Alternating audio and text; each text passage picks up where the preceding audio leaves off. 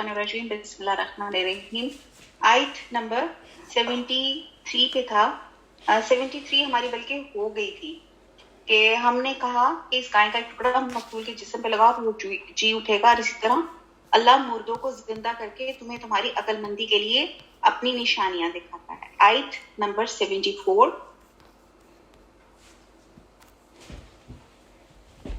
सुम्मा क़सत क़ुलूबुकुम मिन बअदि ज़ालिका फ़हिया कल हिजारति औ अशद्दु क़स्वा।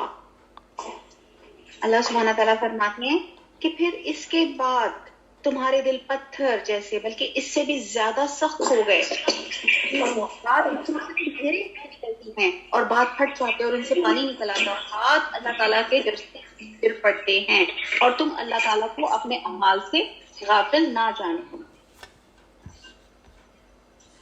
अब आयत नंबर 74 में जैसे हम देखते हैं कि यहाँ पे अल्लाह सुब्हानहू ताला बता रहे, लोगों की कैटेगरीज बता रहे कि जब हदायत जब अल्लाह ताला देती है तो लोगों का क्या क्या उसका होता है कि कुछ लोग तो ऐसे होते हैं कि जैसे हदायत आती है वो फौरन उनके दिल नरम होते हैं, फौरन जो है हकीकत को देख के, फौरन सच्चाई को देखकर जो है फौरन ईमान ले आते हैं, कहते हैं ना समयना व अताना। और कुछ लोग ऐसे होते हैं कि इनको जितनी मर्जी कोई बात की जाए अल्लाह की रसूल की तो उनके दिल पत्थर से ज्यादा सख्त होते हैं। हालांकि आप देखें कि जब लैंड स्लाइडिंग होती है तो पत्थर लुढ़क जाते हैं और पत्थरों के अंदर से चश्मे निकलते हैं, गोया पानी इनके नीचे होता है, वो जगह देते हैं, फटते हैं तो पानी निकल आता है और बाद औकात कसीर तादाद में पानी होता है। लेकिन जो शख्स हक की बात सुनकर भी ना टूटे, तकब्बर ना छोड़े, हक को पहचान कर आंखें बंद कर ले, तो ऐसे लोगों का कोई इलाज नहीं होता। इसलिए हम देखते हैं कि अल्लाह के रसूल सल्लल्लाहु अलैहि वसल्लम ने संग दिली से पनाह मांगी है। आप सल्लल्लाहु अलैहि वसल्लम ने फरमाया कि अल्लाह के जिक्र के बगैर बहुत ज्यादा बातें ना किया करो, क्योंकि अल्लाह के जिक्र के बगैर कसरत कलाम दिलों की सख्ती का बायस बनता है और अल्लाह के नजदीक इंसानों में सबसे ज्यादा दूर और अल्लाह से सबसे ज्यादा दूर वो शख्स है जिसका दिल सख्त हो। हजरत अनस रज़ी अल्लाह तआला अन्हु कहते हैं कि नबी सल्लल्लाहु अलैहि वसल्लम ने फरमाया कि 4 चीजें बदकिस्मती की अलामत है। अब गौर के लिए जो नोट करना चाहते हैं, आंख का जुमूद यानी कि पहले आंसू ना निकलना, दूसरा कसाउल क़ल्ब यानी कि दिल की सख्ती, और तीसरा लंबी लंबी उम्मीदें बांधना, और नंबर 4 दुनिया का लालची होना, दुनिया की हिरस रखना। ये वो 4 चीजें हैं जिनके होते हुए इंसान को हदायत नहीं मिलती, और ये इंसान में दुनिया की मोहब्बत की कसरत से और आखिरत को भूल जाने से चीजें डेवलप होती हैं। क्योंकि अगर इंसान मौत और उसके पेश आने वाले वाकयात को अपने ज़हन में रखे तो उसका दिल नरम हो जाता है। तो यहाँ पे ऐसे लोगों का यहाँ पे जिक्र किया जा रहा है आयत नंबर 74 में। और आप ये देखें कि उनके अंदर इतनी सख्ती आ जाती है कि वो असर पजीरी की जो सलाहियत होती है वो उनकी खत्म हो जाती है। और सूरह हदीद की आयत नंबर 16 है, अहले ईमान उन लोगों की तरह ना हो जाएं जिनको उनके कबल खिताब दी गई लेकिन मुद्दत गुजरने पर इनके दिल सख्त हो गए। और पत्थरों की संगीनी के बावजूद जैसे मैंने बताया बहुत से फायदे हासिल होते हैं, और इससे ये भी पता चलता है कि पत्थरों के अंदर भी खास किस्म का इदारक और एहसास मौजूद होता है। जिस तरह अल्लाह ताला का बयान है कि वो जो कहते हैं ना कि वो भी अल्लाह की तस्बीह करते हैं, और वो ये बहुत सब कुछ इसमें आ जाता है।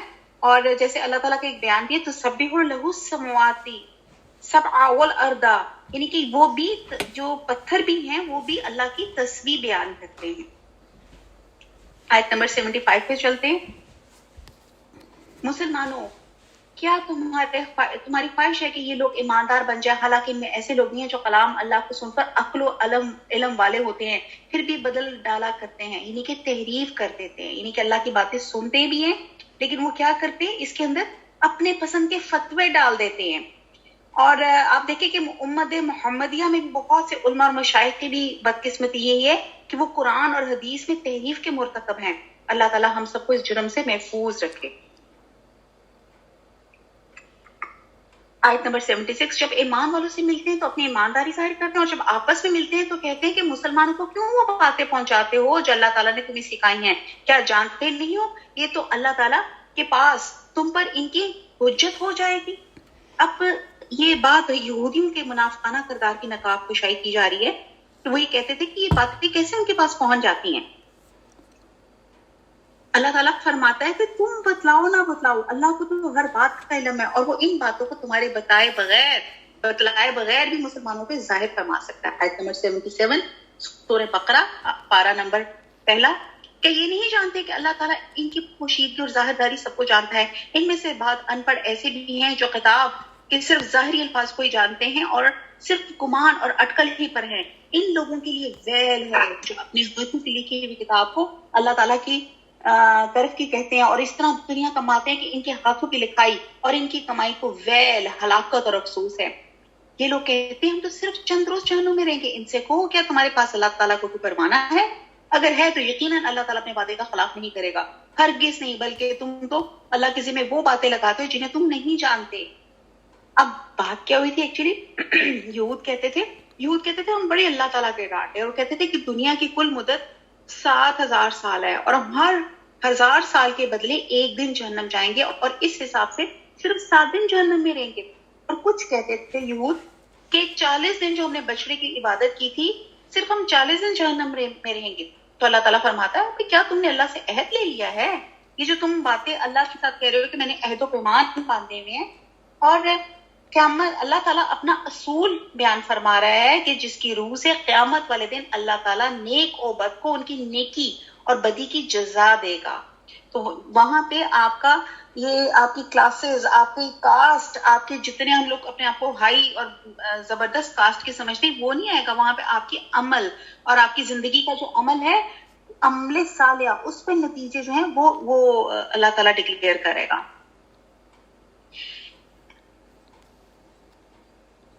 اگر ہے تو یقیناً اللہ تعالیٰ اپنے وعدے کا خلاف نہیں کرے گا، ہرگز نہیں، بلکہ تم تو اللہ کے ذمہ وہ باتیں لگاتے ہو جنہیں تم نہیں جانتے. آیت نمبر 81.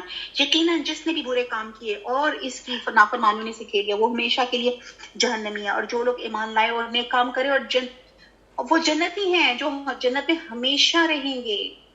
یعنی کہ یہاں پہ بتایا جا رہا ہے کہ ایمان اور عمل صالحہ یہ وہ چیز ہے جس کی وجہ سے ہم ہمیشہ ہی انشاءاللہ تعالیٰ جنت الفردوس میں رہیں گے. آیت نمبر 83. اور جب ہم نے بنی اسرائیل سے وعدہ لیا کہ تم اللہ کے سوا دوسروں کی عبادت نہ کرنا، ماں باپ کے ساتھ اچھا سلوک کرنا، وَبِالْوَالِدَيْنِ إِحْسَانًا وَذِي الْقُرْبَى وَالْيَتَامَى وَالْمَسَاكِينِ وَقَوْلًا لِلنَّاسِ حُسْنًا وَأَقِيمُوا الصَّلَاةَ وَآتُوا الزَّكَاةَ ثُمَّ تَوَلَّيْتُمْ إِلَّا قَلِيلًا مِّنكُمْ وَأَنتُم مُّعْرِضُونَ. اب ان آیات میں پھر وہ عہد بیان کیا جا رہا ہے جو بنی اسرائیل سے لیا گیا تھا، اور انہیں کہا گیا تھا کہ ہم نے صرف ایک اللہ کی عبادت کرنی ہے. تو اس میں یہ چارٹر فارمیلٹی ان کو بتایا جا رہا ہے آیت نمبر 83 میں آنورڈ، کہ جب ہم نے بنی اسرائیل سے عہد کیا تھا کہ تم اللہ کے سوا، پہلا یہ چارٹر کہ اللہ کے سوا دوسرے کی عبادت نہ کرنا اور ماں باپ کے ساتھ اچھا سلوک کرنا، اسی طرح قرابت داروں، یتیم اور مسکینوں کے ساتھ اور لوگوں کو اچھی باتیں کہنا، نماز قائم رکھنا اور زکوٰۃ دیتے رہنا. لیکن تھوڑے لوگوں کے علاوہ تم سب پھر گئے اور منہ موڑ لیا. آیت نمبر 84. اور جب ہم نے تم سے وعدہ لیا کہ آپس میں خون نہ بہانا، قتل نہ کرنا، آپس والوں کو جلا وطن نہ کرنا، اور تم نے اقرار کیا اور تم اس کے شاہد بنے. اب یہاں پہ ان کی پھر خلاف ورزی کی بات آ رہی ہے کہ وہ کیا کرتے تھے، وہ ان تمام چیزوں کو بالکل یو ٹرن لے جاتے تھے، ان چیزوں کا بالکل جس کو کہتے ہیں نا الٹا کام کرنا شروع کر دیتے تھے. آیت نمبر 85 میں. لیکن پھر بھی تم نے آپس میں قتل کیا اور آپس کے ایک فرقے کو جلا وطن بھی کیا اور گناہ اور جاتی کے کاموں میں ان کے خلاف دوسرے کی طرفداری کی. ہاں، جب وہ قیدی ہو کر تمہارے پاس آئے تو تم نے ان کے فدیے دیے، لیکن ان کا نکالنا جو تم پہ حرام تھا اس کا کچھ خیال نہ کیا. بعد احکام پہ ایمان رکھتے ہو اور بات کے ساتھ کفر کرتے ہو. تم میں سے جو بھی ایسا کرے گا اس کی سزا کیا ہو کہ دنیا میں رسوائی اور قیامت کے دن سخت عذاب ہو کی مار. اللہ تعالیٰ تمہارے اعمال سے بے خبر نہیں. یہ وہ لوگ ہیں جنہوں نے دنیا کی زندگی کو آخرت کے بدلے خرید لیا. ان کے نہ تو عذاب ہلکے ہوں گے نہ ان کی مدد کی جائے گی. اب نبی صلی اللہ علیہ وسلم کے زمانے میں انصار جو اسلام سے قبل مشرک تھے، ان کے 2 قبیلے تھے، اوس اور خزرج، اور ان کی آپس میں آئے دن جنگ رہتی تھی. اسی طرح یہود مدینہ کے بھی 3 قبیلے تھے، بنو قینقاع، بنو نذیر اور بنو قریظہ. یہ بھی آپس میں لڑتے رہتے تھے. بنو قریظہ جو تھا وہ اوس کے حلیف یعنی کہ ساتھی، اور بنو قینقاع اور بنو نذیر خزرج کے حلیف تھے، اور جنگ میں اپنے حلیفوں اور ساتھیوں کی مدد کرتے تھے، اور اپنے ہی ہم مذہب یہودیوں کو قتل کرتے تھے، ان کے گھروں کو لوٹتے تھے اور انہیں جلا وطن کرتے تھے۔ اور حالانکہ ان کی تورات کے مطابق ایسا کرنا ان کے لیے حرام تھا، پھر انہیں یہودیوں کو جب مغلوب ہونے کی وجہ سے قیدی بن جاتے تھے تو فدیے دے کے چھڑواتے تھے اور کہتے تھے ہمیں تو تورات میں یہی حکم دیا گیا ہے۔ اور ان آیات میں یہودیوں کے اسی کردار کو بیان کیا گیا ہے کہ انہوں نے شریعت کو موم کی ناک بنا لیا تھا، بعض چیزوں پہ ایمان لاتے تھے اور بات ترک کرتے تھے، یعنی کہ کچھ ریچولز کو لیتے تھے اور کچھ ریچولز کو چھوڑ دیتے تھے۔ یہ مجھے لگ رہا ہے جیسے آج ہمیں سب کو امت محمدیہ کو کہا جا رہا ہے کہ جو چیز ہمیں آسان لگتی ہے اس کو ہم ٹیک کر لیتے ہیں، جو چیز ہمیں شریعت کی وہ لگتی ہے تو ہم فتوے لے کے یا اپنے آپ کو خام کا ایک عجیب سی لیم ایکسکیوزز یا لاجک دے کر ہم اپنے آپ کو کہتے ہیں نہیں یہ تو ہم نہیں کر سکتے کیونکہ اسلام جو ہے نا اتنا سخت نہیں ہے۔ آگے چلتے ہیں۔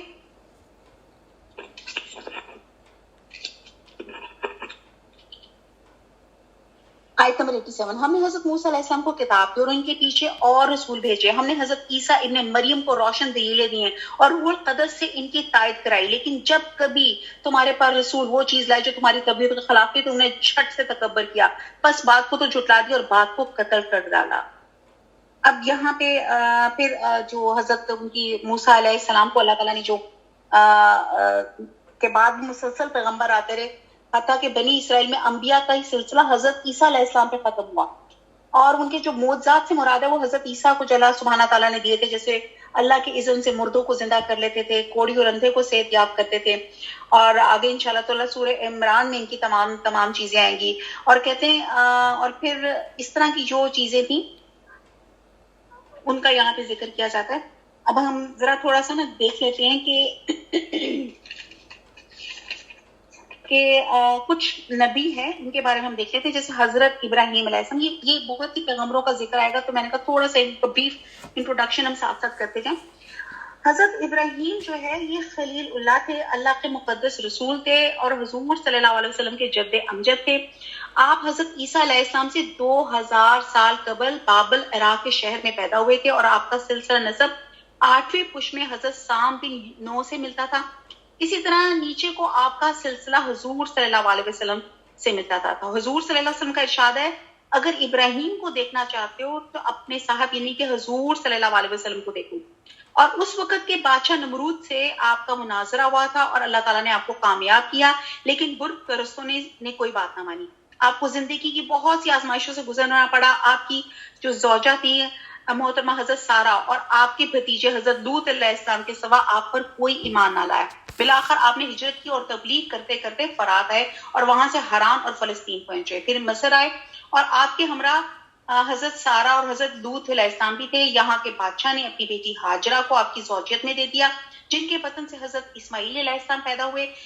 پھر حضرت ہاجر اور اسماعیل کو موجودہ خانہ کعبہ کی جگہ پہ جہاں چائے زمزم ہے ایک درخت کے نیچے چھوڑا اور خود فلسطین چلے گئے، اور وہاں سے وہ برابر آتے رہے۔ اور جب حضرت ابراہیم علیہ السلام 100 سال کے ہوئے تو اللہ تعالیٰ نے حضرت سارہ رضی اللہ تعالیٰ عنہ کے بطن سے حضرت اسحاق کو پیدا کیا، اور آپ نے 175 سال کی عمر میں وفات پائی اور مدینہ انہیں دفن ہوئے۔ اب ہم دیکھتے ہیں کہ تھوڑا سا حضرت اسماعیل کے بارے میں دیکھتے ہیں۔ حضرت اسماعیل اللہ کے سچے نبی اور رسول تھے۔ آپ کو قرآن نے صادق الوعد کے نام سے پکارا ہے۔ آپ حضرت ہاجرہ رضی اللہ تعالیٰ عنہ کے بطن سے پیدا ہوئے تھے۔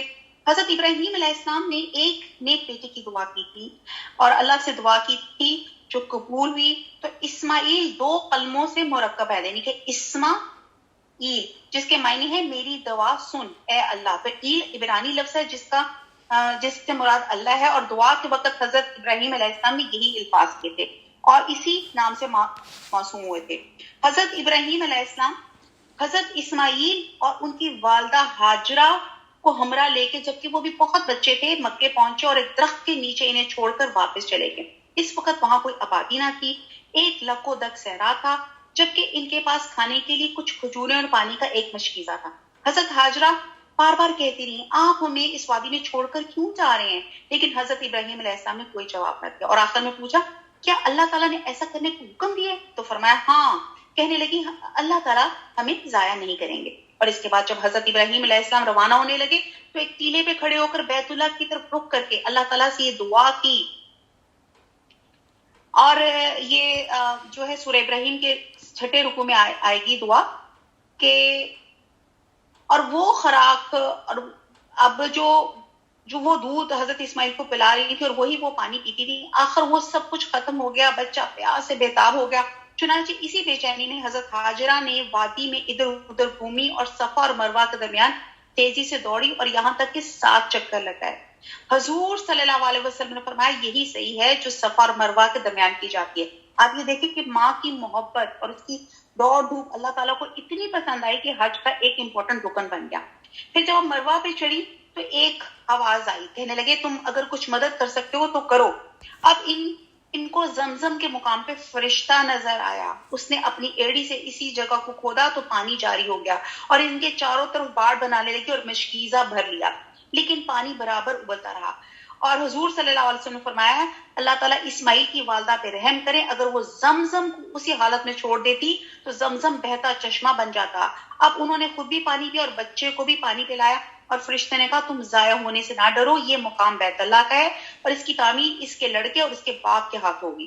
پھر ایک خاندان اس کی طرف سے وہاں سے گزرا اس پانی کی تلاش میں، ایک جیسے ٹرائب وہاں سے گزرتے ہیں، تو ان کے ایک آدمی نے پانی دیکھا اور ان سب نے حضرت ہاجرہ سے اجازت لے کے یہاں رہنے کی اجازت مانگی، اور یہ بنی جرہم کے متعدد خاندان پھر یہاں پہ آباد ہوئے، اور حضرت اسماعیل علیہ السلام جب جوان ہوئے تو ان کی شادی اسی خاندان کی ایک لڑکی سے ہو گئی، اور اسی اسنا میں آپ کی والدہ حضرت ہاجرہ رضی اللہ تعالیٰ عنہ جو تھی فوت ہو گئی۔ اور ایک مرتبہ جب حضرت ابراہیم علیہ السلام اپنی اہل و عیال کی خبر لینے کے لیے آئے مگر آپ کو موجود نہ پایا تو آپ کی اہلیہ سے گزارن اور گھر کا حال وغیرہ دریافت کیا، تو اس نے کہا یعنی کہ حضرت اسماعیل کی جو زوجہ تھی ان سے پوچھا کہ آپ کیسی ہیں، تو اور انہوں نے ان کی اہلیہ نے کہا کہ ہم تو تکلیف اور تنگی میں ہیں، تو آپ جاتے ہوئے ان سے کہہ گئے کہ جب تمہارا خاوند آئے تو اس کو کہہ دینا کہ اپنے دروازے کی چوکھٹ بدل ڈالے۔ حضرت اسماعیل علیہ السلام گھر آئے اور پوچھا کہ یہاں کوئی آیا تھا، تو ان کی جو زوجہ تھی بڑی انسلٹنگ وے میں کہنے لگی ہاں ایک بڑے میاں آئے تھے، انہوں نے ایک حکم دیا تھا کہ تمہیں ان کا سلام پہنچا دینا اور یہ بھی فرما دیا تھا کہ اپنے دروازے کی چوکھٹ بدل ڈالو۔ حضرت اسماعیل نے فرمایا وہ میرے والد ماجد تھے جو یہ حکم دے گئے ہیں کہ میں تمہیں چھوڑ دوں، لہٰذا تم اپنی گھر چلی جاؤ، اور پھر اسے طلاق دے دی اور دوسری شادی کر لی۔ حضرت ابراہیم علیہ السلام دوبارہ تشریف لائے اور حضرت اسماعیل علیہ السلام کو نہ پا کے پھر ان کی اہلیہ سے دریافت کیا۔ اب یہ ان کی دوسری اہلیہ تھی، انہوں نے کہا کہ اللہ کا شکر اور خوب گزر بسر ہو رہی ہے۔ چنانچہ آپ نے فرمایا یعنی کہ حضرت ابراہیم نے کہا کہ جب تمہارے شوہر آئیں تو انہیں سلام کہنا اور کہنا اپنی چوکھٹ کو محفوظ رکھیں۔ اور جب حضرت اسماعیل واپس لوٹے اور حال پوچھا تو انہیں جو پیغام دیا تھا پہنچا دیا۔ تب آپ نے فرمایا وہ میرے والد صاحب تھے، وہ کہہ گئے تھے کہ میں تمہیں کسی حال میں بھی جدا نہ کروں۔ اس سے آپ کو پتا چلتا ہے کہ نیک ازواج کا کیا ہوتا ہے تعلق، کہ وہ کمپلیننگ نہیں ہوتی ہیں، آلویز وہ اسٹرینتھ بنتی ہیں اپنے ہسبینڈ کی۔ کچھ مدت کے بعد حضرت ابراہیم علیہ السلام پھر تشریف لائے اور حضرت اسماعیل اس وقت زمزم کے قریب اسی درخت کے نیچے بیٹھے ہوئے تھے، اور آپ کو دیکھ کے کھڑے ہو گئے۔ آپ نے حضرت اسماعیل کو گلے لگایا اور فرمایا اللہ تعالیٰ نے مجھے حکم دیا کہ میں یہاں بیت اللہ کی تعمیر کروں۔ چنانچہ دونوں نے مل کے بیت اللہ کی تعمیر کی اور دعا کرتے جاتے، اور وہ انشاءاللہ تعالیٰ سورہ بقرہ کی جو ہے 15ویں رکوع میں یہ انشاءاللہ تعالیٰ دعا یہ بھی آ جائے گی۔ تو یہ میں آپ کو تھوڑی سی ڈیٹیل بتا رہی ہوں پیغمبروں کی، کیونکہ یہ بہت سے پورے قرآن میں جب یہ تمام چیزیں آئیں گی تو ہمیں پتا ہو کہ یہ کون سے تھوڑے سے پیغمبر کی ہمارے پاس بیک گراؤنڈ جو ہے اس کی موجود ہونی چاہیے۔ پھر ہم دیکھتے ہیں کہ یہاں پہ جبرائیل علیہ السلام، ایکچولی جبرائیل علیہ السلام کا نام ہے تو اس پر میں نے کہا چلیں تھوڑی ایک ڈیٹیل بتا دیتے ہیں۔ جبرائیل علیہ السلام اللہ کے ایک مقرب فرشتے کا نام ہے۔ یہ لفظ جبر اور ایل سے بنا ہے۔ جبر کے معنی ہوتے بگڑی ہوئی چیز کی اصلاح کرنے والے، اور آپ کے ذریعے وہی آتی تھی لہٰذا بذریعہ اصلاح ایل اللہ کی بندگی کرنے والے کو کہتے ہیں۔ تو جنہوں نے جبر کا معنی بندہ اور ایل کا اللہ لیا ہے، اور ایک قول کے مطابق جبرائیل کا نام عبداللہ، میکائیل کا نام عبید اللہ اور اسرافیل کا نام عبد الرحمن ہے۔ اور قرآن مجید میں جبرائیل علیہ السلام کے یہ نام بتائیں: روح القدس یعنی کہ پاک روح، روح الامین معتبر فرشتہ، رسول الکریم یعنی کہ پیغامبر، اور ذو مرہ یعنی کہ زور آور، ذی قوہ شدید القوا اور مکین مرتبے والا، امین امانتدار، متاع سب کا معنی ہوا. تو ان ناموں سے ان کے اوصاف اور قوت کا اندازہ ہوتا ہے. حدیث میں ہے کہ حضور صلی اللہ علیہ وسلم نے جبرائیل سے پوچھا کہ تم کون سے کاموں پہ مامور ہو؟ تو انہوں نے کہا یعنی کہ ہوا کے لشکروں کو چلانا اور لشکروں کی فتح و شکست کا کام. حضور صلی اللہ علیہ وسلم نے ان کو ایک دفعہ اصل شکل میں دیکھا اور آپ کے 600 پر تھے. حضرت جبرائیل کی پیدائش حضرت آدم علیہ السلام سے قبل ہوئی اور وفات ملک الموت سے قبل ہوئی. یہ تھوڑا سا ہے. جی پلیز آن آف کر دیں. اچھا جی، اب آگے انشاءاللہ تعالیٰ اسی میں آپ کو حضرت سلیمان کا بھی سنے گا. تو میں نے کہا پہلے پیغمبروں کا تھوڑا سا بریف انٹروڈکشن دے دیں. حضرت سلیمان جو تھے یہ بہت جلیل القدر پیغمبر تھے جو حضرت داؤد علیہ السلام کے فرزند تھے. اللہ نے ان کو نبوت اور سلطنت سے نوازا تھا اور ایسی حکومت دی تھی جیسے کسی کو پہلے اور بعد میں نصیب نہ ہوئی تھی. جیسے ہم نے سورہ کہف میں پڑھا تھا کہ 2 مسلمان اور 2 نان مسلم تھے جن کو اللہ تعالیٰ نے پوری دنیا، جنہوں نے موسٹلی دنیا کو فتح کیا، تو جس میں ایک حضرت سلیمان علیہ السلام تھے. اور آپ کو جن، ہوا، پرندوں کو آپ کے لیے مسخر کر دیا گیا تھا. آپ کو سب جانوروں کی بولیاں اور ٹھونٹی تک کی بات سمجھنے کا شرف حاصل تھا. آپ کے کمالات اور پیغمبرانہ جو ہیں اس کا تذکرہ قرآن اور حدیث میں جگہ جگہ ملتا ہے. خاص طور پہ وہ 2 عورتوں کا قصہ بڑا مشہور ہے جو آپ بہت چھوٹی عمر میں آپ نے حل کر دیا تھا. یہ 2 عورتیں تھیں، 2 بچوں کہیں موجود تھی جنگل میں تھے اپنے بچوں کے ساتھ ہی. تو ان میں سے ایک کے بچے کو بھیڑیا لے گیا تو دونوں جھگڑنے لگی کہ تیرے بچے کو لے گیا، دوسری کہنے لگی تیرے بچے کو لے گیا. اور جب معاملہ حضرت سلیمان علیہ السلام کے پاس پہنچا تو انہوں نے کہا اچھا ایسا کرو، چھری لے کر آؤ تاکہ میں اس بچے کو کاٹ دوں اور دونوں کو دے دوں. تو ایک کہنے لگی اللہ آپ پہ رحم کرے، ایسا نہ تو نہ کیجیے گا، یہ کسی دوسری کا بچہ ہے. تو آپ نے اسے پہلی کے حق میں فیصلہ فرما دیا. یعنی کہ ایک ماں تو کبھی بھی نہیں سوچ سکتی نا کہ اس کے بچے کو کاٹا جائے. اور پھر انشاءاللہ تعالیٰ حضرت سلیمان سے ریلیٹڈ ملکہ سبا کا واقعہ بھی آئے گا جو سورہ نمل میں آئے گا. تو انشاءاللہ تعالیٰ اس میں ہم وہاں پڑھیں گے. پھر ہم یہ دیکھتے ہیں کہ یہ بھی ہمیں سمجھ آ گئی. اب ہم نے شیطان بھی ہم نے پڑھ لیا تھا. شیطان سرکش شریر، ہر وہ چیز یا نفس جو سرکش ہو شیطان ہے. انسانوں یا جنوں میں سے ہو یا حیوانوں سے ہو، عرف عام شیطان سے مراد ابلیس ہے. ٹھیک ہے جی. چونکہ شیطان ابلیس آگ کی لو سے پیدا ہوا ہے، اس کے لیے اس کے مفہوم میں ہے کہ غصے سے جلنا بھننا، یہ تمام چیزیں اسی کی چیز میں آتی ہے. اور پھر جو سابی ایک لفظ ہم نے یہاں پہلے سے بارے میں پڑھا، یہ ستاروں کو پوجنے والوں کو ستارہ پرست لوگوں کو کہا جاتا ہے. اور اب آتے ہیں حضرت عیسیٰ علیہ السلام پہ. حضرت عیسیٰ علیہ السلام کا بھی جو ان شارٹ ہم بہت ڈیٹیل سے ویسے ہم سورہ مریم میں کر بھی چکے ہیں، لیکن دورہ قرآن کے لیے پھر سے دیکھ لیتے ہیں.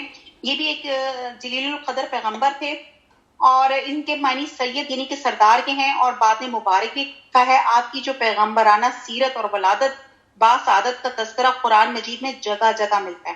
قرآن میں 25 انبیاء کا ذکر ہے لیکن صرف 4 حضرات کی ولادت کا ذکر ہے. اور ان کی ولادت جو تھی وہ بڑی میراکولس تھی، جس میں حضرت آدم علیہ السلام تھے جن کو اللہ تعالیٰ نے بغیر ماں باپ کے مٹی سے پیدا کیا. دوسرے حضرت اسحاق علیہ السلام اور حضرت یحییٰ علیہ السلام کی مائیں ہیں جو بانجھ تھیں، اور اللہ سبحانہ تعالیٰ نے ان کو بھی میراکولس طریقے سے پیدا کیا تھا. اور ولادت ایسے وقت میں ہوئی تھی جبکہ والدین انتہائی بوڑھے تھے اور اولاد کی توقع نہیں رکھتے تھے. اور پھر جو چوتھی میراکولس برتھ ہے وہ حضرت عیسیٰ علیہ السلام کی ہے جو بغیر باپ کی ہوئی تھی. حضور صلی اللہ علیہ وسلم نے فرمایا کہ انبیاء سوتیلے بھائی ہیں، ان کا دین ایک اور مائیں یعنی کہ شریعتیں الگ الگ ہیں. اور میں سب لوگوں سے زیادہ عیسیٰ بن مریم سے تعلق رکھتا ہوں کیونکہ میرے اور ان کے درمیان کوئی نبی نہیں. وہ نازل ہونے والے ہیں، جب تم ان کو دیکھو تو پہچان لینا کیونکہ جن کا رنگ سرخ اور سفید ہے، بال سیدھے ہیں آپ کے سر سے، ایسے معلوم ہوگا کہ بغیر پانی لگے کہ قطرات ٹپک رہے ہوں گے. آپ 2 زرد رنگ کے کپڑوں میں ملبوس ہوں گے. آپ صلیب کو توڑیں گے، خنزیر کو قتل کریں گے، جزیہ اٹھائیں گے، سب مذاہب کو ختم کر دیں گے، سوائے اسلام کے کوئی دین باقی نہ رہے گا. اور آپ کے زمانے میں مسیح دجال قذاب کو ہلاک کر دیا جائے گا اور زمین میں ایسا امن ہوگا کہ شیر اور بکری، چیتے، گائے، بھیڑ سب ایک ساتھ چرتے ہوئے نظر آئیں گے. اللہ تعالیٰ چاہے گا تو آپ آپ کی وفات ہوگی اور مسلمان آپ کی نماز جنازہ ادا کریں گے اور تدفین کریں گے. یہ وہ ٹائم ہوگا جب اللہ سبحانہ تعالیٰ دوبارہ سے حضرت عیسیٰ علیہ السلام کو ایز امت محمدیہ کے فرد کے طور پہ مبعوث فرمائیں. اچھا جی، فرعون جو تھا، فرعون بھی میں نے آپ کو بتا دیا تھا کہ اچھا جی کیا بات ہے، آواز نہیں آ رہی؟ ہاں جی، حضرت موسیٰ علیہ السلام کی بات کرتے ہیں پھر آگے دوبارہ سے اس پہ چلتے ہیں. حضرت موسیٰ علیہ السلام بنی اسرائیل کے مشہور پیغمبر تھے جن کی والدہ کا نام یوحانس تھا اور باپ کا نام عمران تھا. اور قرآن مجید میں حضرت موسیٰ علیہ السلام کے حالات میں سب سے زیادہ تذکرہ ہوا ہے. اور آپ جو تھے فرعون کے محل میں پرورش پائی، جوان ہوئے، انجانے میں ایک قبطی آپ کے ہاتھوں میں قتل ہو گیا، پھر وہاں سے شام کی طرف چلے گئے. وہاں حضرت شعیب یا کوئی اور بزرگ، بعض اسکالرز کہتے ہیں کہ حضرت شعیب تھے یا کوئی اور تھے، ان کی صاحبزادی سے نکاح ہوا، 10 سال تک بکریاں چرائیں، پھر صحرائے سینا میں کوہ طور پہ نبوت سے سرفراز ہوئے. آپ کی درخواست پر آپ کے بھائی ہارون کو بھی پیغمبر بنایا گیا اور دونوں اللہ کا پیغام لے کے فرعون کے پاس گئے. اللہ تعالیٰ نے آپ کو 2 معجزے دیے جن کی مدد سے دربار میں غالب آ گئے. پھر بنی اسرائیل کو لے کے ایک رات مصر سے نکلے اور فرعون نے پیچھا کیا اور ماں لشکر وہ دریا میں غرق ہو گیا. اور یہیں سے ہم آگے پارہ نمبر 1 میں پڑھے ہیں کہ کس طرح سے اللہ تعالیٰ نے بنی اسرائیل کو کن انعامات سے نوازا تھا، کہ فرعون سے غلامی سے نجات دی تھی. پھر ہم آگے جا کے حضرت یعقوب علیہ السلام کا پڑھتے ہیں کہ اللہ کے پیغمبر تھے، ان کا لقب اسرائیل تھا. اور حضرت یہ ابن اسحاق، ابن ابراہیم اور حضرت یوسف علیہ السلام کے والد تھے. آپ کے بعد حضرت عیسیٰ علیہ السلام تک باکثرت پیغمبر آئے اور آپ ہی کی اولاد یعنی کہ بنی اسرائیل ہی میں سے رہی. ٹھیک ہے جی. اور اب یہ اگر ہم تھوڑا سا شروع کرتے ہیں.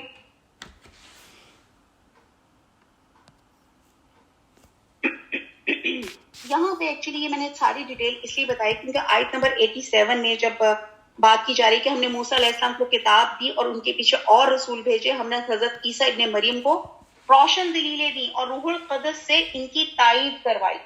ٹھیک ہے جی. اور روح القدس سے مراد کیا ہے؟ حضرت جبرائیل علیہ السلام. لیکن جب کبھی تمہارے پاس رسول وہ چیز لائے جو تمہاری طبیعت و خلاقی کو تم نے جھٹ سے تکبر کیا، بس بات کو تو جھٹلا دیا اور بات کو قتل کر ڈالا. اب یہ وہی کرائم ہے کہ جو چیز پسند آتی تھی وہ کر لیتے تھے، جو نہیں کرتی تھی اس کو وہ چھوڑ دیتے تھے.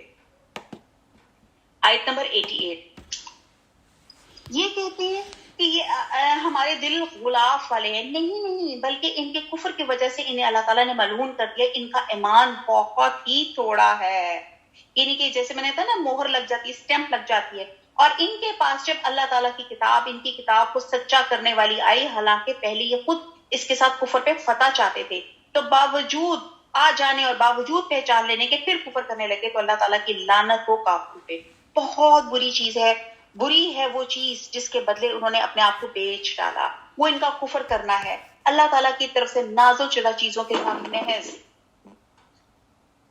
اس بات سے جل کر کے اللہ تعالیٰ نے اپنا فضل اپنے جس بندے پہ چاہا نازل فرمایا. اس باعث یہ لوگ غضب پر غضب کے مستحق ہو گئے اور ان کافروں کے لیے رسوا کرنے والے عذاب ہیں. آیت نمبر 91 اور جب ان سے کہا جاتا ہے کہ اللہ تعالیٰ کی اتاری ہوئی کتابیں مان لاؤ، تو کہہ دیتے کہ جو ہم پر اتاری گئی اس پر ہمارا ایمان ہے، حالانکہ اس کے بعد والی کے ساتھ جو ان کی کتاب کی تصدیق کرنے والی ہے کفر کرتے ہیں. اچھا، ان سے یہ تو دریافت کریں اگر تمہاری ایمان پہلی کتابوں پر ہے اور پھر تم نے اگلے انبیاء کو کیوں قتل کیا؟ تمہارے پاس تو موسیٰ علیہ السلام یہی دلیلیں لے کر آئے تھے، لیکن تم نے پھر بھی بچڑا پوجا، تم ہو ہی ظالم. اور جب ہم نے تم سے وعدہ لیا اور تم پر طور کو کھڑا کر دیا اور کہہ دیا ہماری دی ہوئی چیز کو مضبوطی سے تھام لو اور سنو، تو انہوں نے کہا ہم نے سنا اور نافرمانی کی اور ان کے دلوں میں بچڑے کی محبت گویا پھیلا دی بسبب ان کے کفر کے. ان سے کہہ دیجئے کہ تمہارا ایمان تمہیں برا حکم دے رہا ہے اگر تم مومن ہو. اور یہ بات ہم نے کل کے میں ریپیٹ ہو گئی تھی کہ جب وہ بات نہیں مانے تھے تو اللہ تعالیٰ نے طور پہاڑ کو ان کے سر پہ کر دیا تھا کہ اب نہیں مانو گے تو میرا غضب کے شکار ہو جاؤ گے. آیت نمبر 94 آپ کہہ دیجئے اگر آخرت کا گھر صرف تمہارے لیے ہے، اللہ کے نزدیک اور کسی کے لیے نہیں، تو آؤ اپنی سچائی کے ثبوت میں موت طلب کرو، لیکن اپنی کرتوتوں کو دیکھتے ہوئے کبھی بھی موت نہیں مانگیں گے. اب یہ کیا چیز ہے؟ اس کو کہتے ہیں آیت مباہلہ. حضرت ابن عباس رضی اللہ تعالیٰ عنہ نے رضی اللہ تعالیٰ عنہ نے اس کی تفسیر دعوت مباہلہ سے کی ہے. یعنی یہودیوں کو کہا گیا اگر تم نبوت محمدیہ کا انکار اور اللہ سے محبوبیت کے دعوے کرتے ہو تو مباہلہ کرو. یعنی کہ اللہ کی بارگاہ میں مسلمان اور یہودی دونوں مل کر یہ عرض کریں یا اللہ دونوں میں سے جو جھوٹا ہے اسے موت سے ہمکنار کر دے. اور یہی دعوت انہیں سورہ جمعہ میں بھی دی گئی. اور نجران کے عیسائیوں کو بھی یہی دعوت مباہلہ دی گئی جیسے کہ آل عمران میں ہے. لیکن چونکہ یہودی بھی عیسائیوں کی طرح جھوٹے تھے اور اللہ تعالیٰ فرماتا ہے یہ ہرگز موت کی آرزو یعنی کہ مباہلہ نہیں کریں. موت کی آرزو کو تو چھوڑیں. آپ یہ دیکھیں کہ یہ عمر کی درازی کے حریص ہیں انہیں. اور یہ کیا کہتے ہیں کہ دنیاوی زندگی ان کو بہت زیادہ جو ہے لگتی ہے. تو مباہلے سے پہلے یہودیوں کا اعراض اور گریز اس بات کی نشاندہی کرتا ہے کہ گویا وہ زبان سے اپنے بارے میں خوش کن باتیں کر آگاہ تھے اور وہ جانتے تھے کہ اللہ کی بارگاہ میں جانے کے بعد ان کا حشر وہی ہوگا جو اللہ تعالیٰ نے اپنے نافرمانوں کے ساتھ کیا.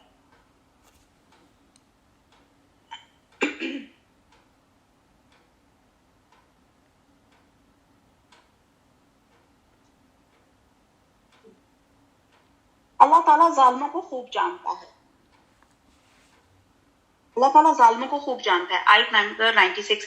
بلکہ سب سے زیادہ دنیا کی زندگی کا حریص ہے نبی آپ انہی کو پائیں گے. یہ حرص سے زندگی میں مشرکوں سے بھی زیادہ ہیں. ان میں سے تو ہر شخص 1,000 سال کی عمر چاہتا ہے. گویا یہ عمر دیا جانا بھی انہیں عذابوں سے نہیں چھڑا سکتا. اللہ تعالیٰ ان کے کاموں کو بخوبی دیکھتا.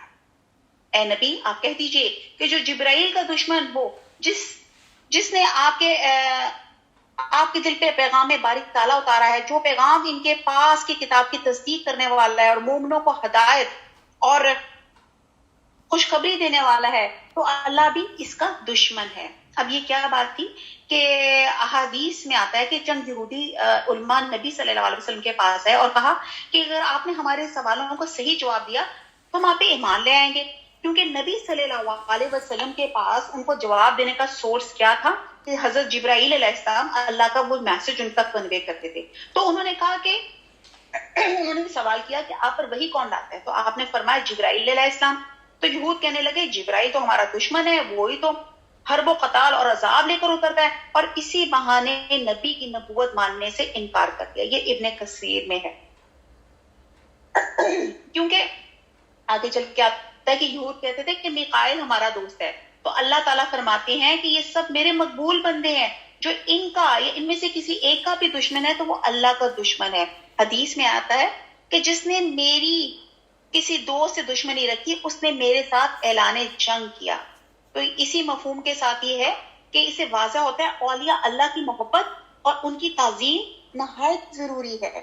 اور بہرحال اس کا مطلب یہ بھی نہیں ہے کہ مرنے کے بعد ان کے قبروں پہ آپ گنبد بنا لیں اور سالانہ وہ ٹھیلے اور کیا کہتے ہیں پرس پرا کرنے شروع ہو جائیں, نظر و نیاز شروع ہو جائے, قبروں پہ غسل اور چادریں چڑھائی جائیں اور انہی کو نعوذ باللہ حاجت روا, مشکل کشا اور یہ سب چیزیں کر کے شرک والے کام کر دیا جائے.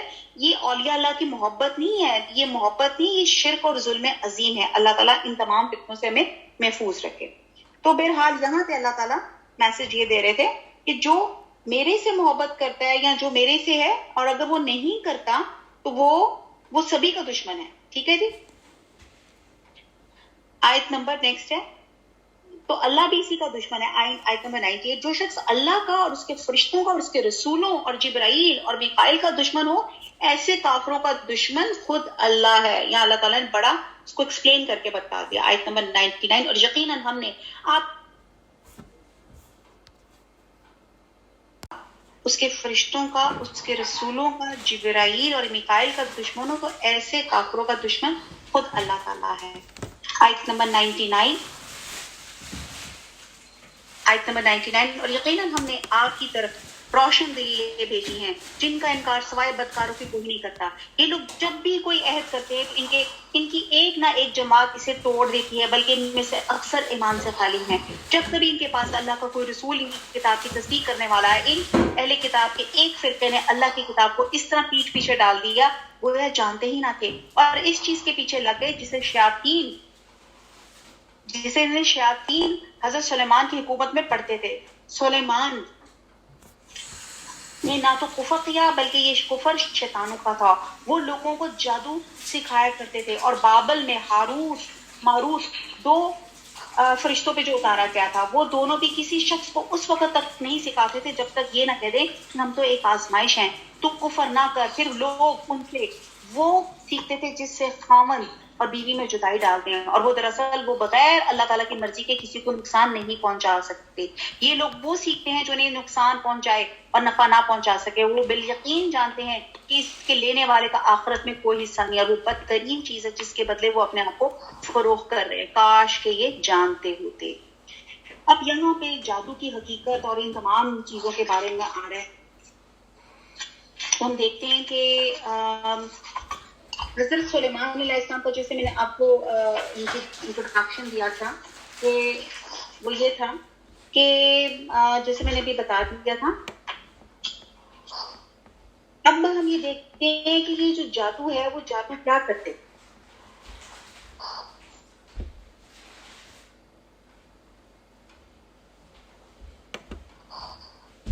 اچھا جی, بات جو ہے کالج میں ہم یہ کہتے ہیں کہ ان یہودیوں نے اللہ کی کتاب اور اس کے عہد کی تو کوئی پرواہ نہیں کرتے تھے, لیکن شیطان کے پیچھے لگ جاتے تھے اور جادو ٹونے پہ عمل کرتے تھے. بلکہ یہ دعویٰ کرتے تھے کہ حضرت سلیمان علیہ السلام بھی جو ہیں وہ نعوذ باللہ اللہ کے پیغمبر نہیں بلکہ ایک جادوگر ہیں, اور جادو کے زور سے حکومت کرتے ہیں. اور اللہ تعالیٰ نے فرمایا کہ حضرت سلیمان علیہ السلام جادو کا عمل نہیں کرتے تھے کیونکہ عمل سحر تو کفر ہے, اور اس کفر کا ارتکاب حضرت سلیمان علیہ السلام کیسے کر سکتے ہیں. حضرت سلیمان علیہ السلام کے زمانے میں جادوگری ایکچولی بہت زیادہ عام تھی. تو حضرت سلیمان علیہ السلام نے اس کو روکنے کے لیے, اس کے سردباب کے لیے جادو کی کتابیں لے کے اپنی کرسی تخت کے نیچے دفن کر دی.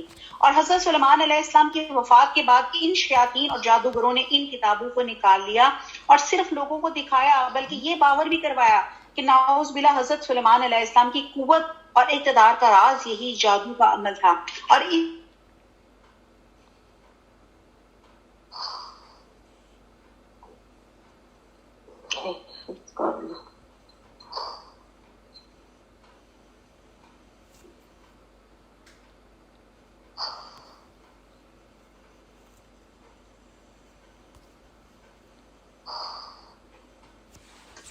اچھا جی, بہرحال یہاں پہ بتائی جا رہا ہے کہ اللہ تعالیٰ نے بابل میں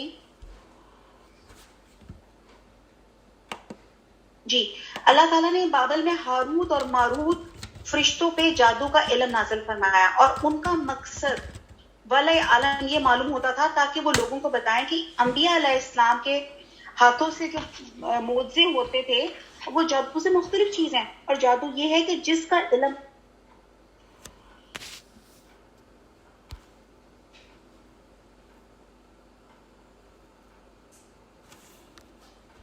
ماروت کو جو نازل کیا تھا, ان کا مقصد یہ تھا کہ بنی اسرائیل کے اندر جو اخلاقی گراوٹ تھی اس کی نشاندہی ہو جائے, اور بنو اسرائیل کس طرح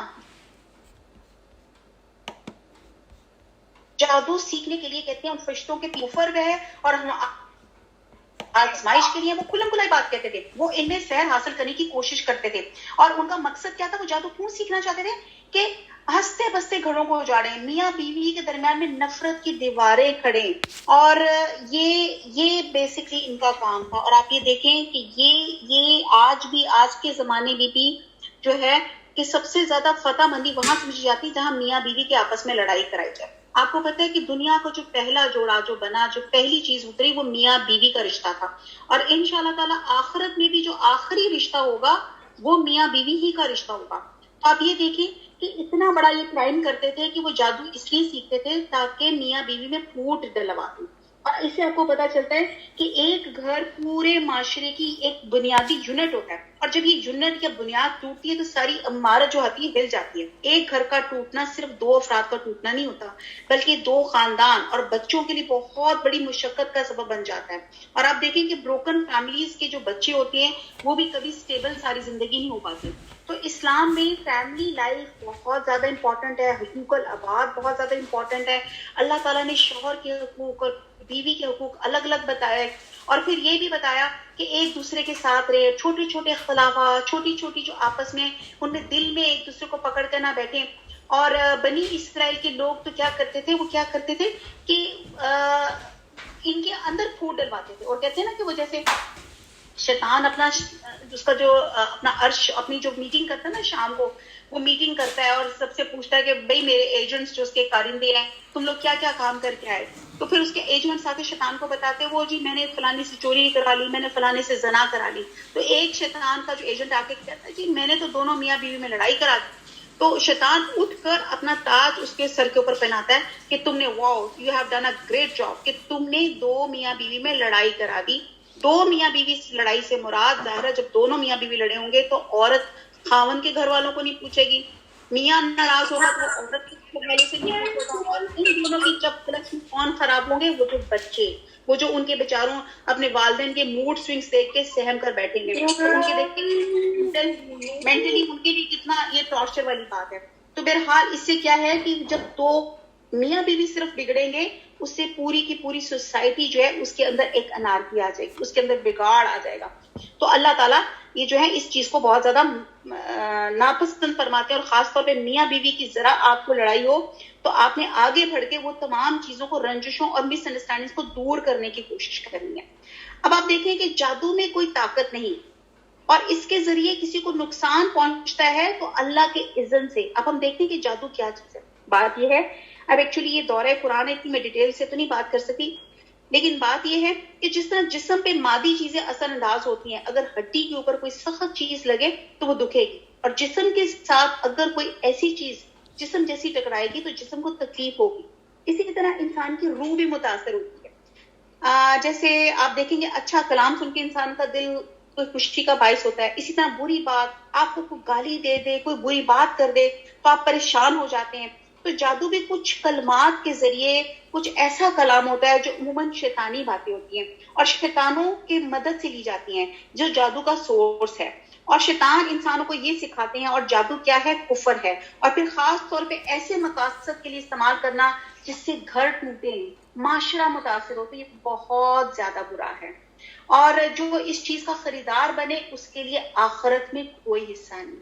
اور اس کو آپ آیت کو ذرا غور سے پڑھیں کہ جو جادو کا خریدار بنا، خریدار کیسے ہوا کہ لوگ بڑا بڑا پیسہ ضائع کرتے ہیں، بڑی بڑی چیزیں خرچ کرتے ہیں، ایک تو یہ علم سیکھنے میں یا علم کا کروانے میں یہ چیزوں کو اپنا مال لگاتے ہیں. تو یاد رکھیں ان کے لیے آخرت میں کوئی حصہ نہیں. ان کا ایسا دین جو ہے، ایمان جو ہے وہ سب خراب ہو جاتا ہے. حدیث میں بھی آتا ہے کہ جب کسی نے جادو کی تھوڑی میں جہاں بھی کہوں تو آپ سوچے گا کہ حدیث کا مفہوم ہے، اللہ تعالیٰ پکڑ نہ لیں کہ کوئی بات اوپر نیچے ہو جائے. تو حدیث کا مفہوم ہے کہ جس کسی نے جادو کی تھوڑی یا زیادہ چیز سیکھی، اللہ تعالیٰ سے اس کا معاملہ ختم. اور صحابہ کرام گرے لگا لگا کر کچھ پھونکنے کو جادو سے تعبیر کیا کرتے تھے. اور اگر کسی وقت کچھ مشکل ہو، کوئی مصیبت ہو تو کیا کرنا چاہیے؟ اسلامی طریقہ کیا ہے؟ نماز حاجت پڑھیں، اللہ سے رجوع کریں، اللہ کا ذکر کریں، استغفار کریں، اللہ تعالیٰ مشکلات کو آسان کریں گے.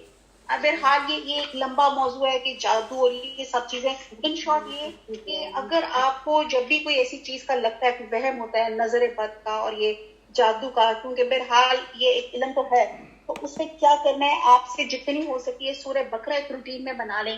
وہ ضروری نہیں ہے کہ آپ ایک دن میں ختم کریں، آپ کا جتنا مطلب 4 دن لگا کے ختم ہوتی ہے یا اس میں کر لیں. ایک روٹین بنا لیں کہ آپ نے سورہ بقرہ پڑھتے رہنا ہے، آیت الکرسی پڑھے، معوذتین پڑھا کریں، اور یہ سب چیزیں پڑھ کے پھونکے ماریں اپنے اوپر، اپنے گھروں پر، اپنے بچوں پہ. تو انشاءاللہ تعالیٰ اللہ تعالیٰ ہم سب کو جادو اور یہ ٹوٹی آفات سے محفوظ رکھے. آمین. اچھا جی، اب آیت نمبر 103 جی، آیت نمبر 103. اگر یہ لوگ صاحب ایمان متقی بن جاتے تو اللہ تعالیٰ کی طرف سے بہترین انہیں ثواب انہیں ملتا اگر یہ جانتے ہوتے. 104. اے ایمان والو، تم نبی صلی اللہ علیہ وسلم کو رائنا نہ کہا کرو بلکہ انظر نہ کہو، یہی نہیں ہماری طرف دیکھیے اور سنتے رہا کرو، اور کافروں کے لیے دردناک عذاب ہے. اب یہ بھی ایک ان کا ایک یہ تھا کہ رائنا جو لفظ ہے اس کے مطلب ہے کہ رائنا کا مطلب ہے ہمارا لحاظ کیجیے، ہمارا خیال کیجیے. اگر کسی کو بات نہ سمجھ آئے، جیسے آپ انگلش میں کہتے ہیں نا پارڈن پلیز ٹیل می یا ریپیٹ اٹ، تو وہ اس طرح حساب سے آتا ہے رائنا. تو یہ کہتے ہیں کہ ہماری طرف متوجہ ہوئے. لیکن کیا کرتے تھے کہ پریجڈس میں یہود اپنے بغض اور اناد کی وجہ سے اس لفظ کو تھوڑا سا بگاڑ دیتے تھے اور اس کی معنی میں تبدیلی کرتے تھے، اور اس سے ان کے جذبہ اناد کو تسلی ہوتی تھی. جیسے رائنا، یعنی کہ رائنا ہے نا، اس کو تھوڑا سا لمبا کرتے رائنا، اس کا مطلب ہوتا ہے ہمارا چرواہا. یا رائنا ایک مطلب یہ بھی آتا ہے احمق وغیرہ کے. تو وہ اس طرح کی بات کر کے نا، وہ ہومو فونز یا اس طرح کی وہ چیزیں یوز کر کے نا، وہ غلط مطلب نکال کے ایسے بات کرتے. جیسے وہ کہتے ہیں نا کہ السلام علیکم. آپ میں سے کون ہے، اگر میں پھر دورہ قرآن چلتا ہے، ورنہ میں پوچھتی کہ آپ لوگ، ہم لوگ سلام کیسے کیسے کرتے ہیں. تو کچھ تو میری بہت پیاری پیاری سویٹ سسٹم ہے، جب بھی السلام علیکم. اسی طرح ایک دفعہ حضرت عائشہ علیہ السلام کے پاس، حضور صلی اللہ علیہ وسلم کے پاس کچھ لوگ ہیں، انہوں نے کہا السلام علیکم. تو آپ صلی اللہ علیہ وسلم نے کہا وعلیکم السلام. تو حضرت عائشہ کو بڑا برا لگا. انہوں نے کہا کہ حضور صلی اللہ علیہ وسلم، یہ السلام علیکم کا تو مطلب ہوتا ہے کہ تم پر موت ہو، اور السلام علیکم کا مطلب ہوتا ہے کہ تم پر سلام دو، یعنی کہ ٹوٹل اپوزٹ. تو آپ نے کہہ دیا، تو آپ صلی اللہ علیہ وسلم نے کہا کہ میں نے کہا وعلیکم، یعنی کہ تم نے مجھے کہا تو میں نے کہا تم پر بھی ہو.